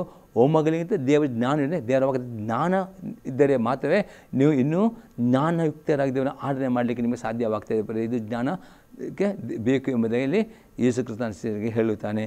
ಇನ್ನೊಂದು ದೇವರ ಜ್ಞಾನ ಹೇಗೆ ಹೊಂದಿಕೊಳ್ಳುವುದ ಬಗ್ಗೆ ನೋಡೋಪ್ರೆ ಜ್ಞಾನಯುಕ್ತ ಪುಸ್ತಕ 8ನೇ ಅಧ್ಯಾಯದಲ್ಲಿ 34 ಮತ್ತು 35ನೇ ವಾಕ್ಯ. Proverbs 8:34 and 35. ನನ್ನ ದ್ವಾರಗಳ ಬಳಿಯಲ್ಲಿ ಪ್ರತಿದಿನವೂ ಕಾಯುತ್ತಾ ಬಾಗಿಲಿನ ನಿಲುವುಗಳ ಹತ್ತಿರ ಜಾಗರೂಕನಾಗಿ ನನ್ನ ಮಾತುಗಳನ್ನು ಕೇಳುವವನು ಭಾಗ್ಯವಂತನು. ಯಾವನನ್ನು ಹೊಂದುತ್ತಾನೋ ಅವನು ಜೀವವನ್ನು ಹೊಂದುತ್ತಾನೆ, ಇವನ ಕಟಾಕ್ಷ ಗುರಿಯಾಗೋನು. ನನ್ನ ದ್ವಾರಗಳ ಬಳಿ ಪ್ರತಿದಿನ ಕಾಯುತ್ತಾ ಪದಾರ್ಥ ನೀವು ದಿನಾಲೂ ವ್ಯಕ್ತಿಗೆ ಪ್ರಾರ್ಥನೆ ಮಾಡಬೇಕು. ಪ್ರಾರ್ಥನೆ ಮಾಡಿದ ಇಮಿಡಿಯೇಟ್ ನೀವು ವಾಕ್ಯವನ್ನು ಓದುವ ಖಾಲಿ ಅನೇಕರು ಪ್ರಾರ್ಥನೆ ಮಾಡಿಕೊಂಡು ಹೋಗ್ತಾ ಆಗಿಲ್ಲ. ಪ್ರಾರ್ಥನೆ ಮಾಡಿದ ಕೂಡಲೇ ಕಂಪ್ಲೀಟ್ ಇಲ್ಲ, ಪ್ರಾರ್ಥನೆ ಮಾಡಿದ ಕೂಡಲೇ ಇಮಿಡಿಯೇಟ್ ಬೈಬಲ್ ವಾಕ್ಯ ಓದಬೇಕು.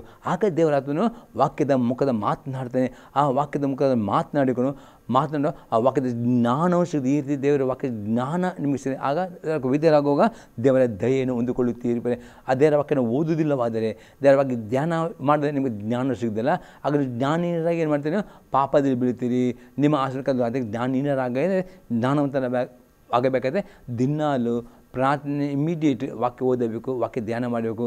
ಅದೇ ಸಂದರ್ಭ ಲಕ್ಷ್ಯವಿಟ್ಟು ಕೇಳಬೇಕು. ಈ ಸಂದರ್ಭ ಲಕ್ಷ್ಯವಿಟ್ಟು ಕೇಳಬೇಕು. ಅದು ಮರೆತು ಬಿಡಬಹುದು. ಆಗ ದೇವರ ಜ್ಞಾನ ಹೊಂದಿಕೊಳ್ತೀರಿ. ಆ ಜ್ಞಾನದಿಂದ ದೇವರಿಗೆ ಜ್ಞಾನಯುಕ್ತರಾಗಿ ದೇವರಿಗೆ ಮೆಚ್ಚುವ ರೀತಿಯಲ್ಲಿ ಆರಾಧನೆ ಮಾಡುವುದಾದರೆ ಅಂಥ ಆರಾಧನೆ ಅಂಥ ಸ್ತುತಿ ದೇವರು ಮೆಚ್ಚುತ್ತಾನೆ, ಅವರನ್ನು ಆಶೀರ್ವಾದ ಮಾಡುವವನು ಆಗಿದೆ ಎಂಬುದಾಗಿ ಅಲ್ಲಿ ದೇವರು ಓದಿದಂತೆ ನನಗೆ ಯಜ್ಞವೂ ಬೇಡ ಕರುಣೆ ಬೇಕು ಎಂಬುದಾಗಿ ಅಲ್ಲಿ ಹೇಳುತ್ತದೆ. ಪ್ರಿಯರೇ, ನಾವು ಈ ವಾಕ್ಯ ನಮ್ಮ ಜಿಲ್ಲೆ ಉತ್ತೇಜನ ಆಗಿದ್ದಾರೆ.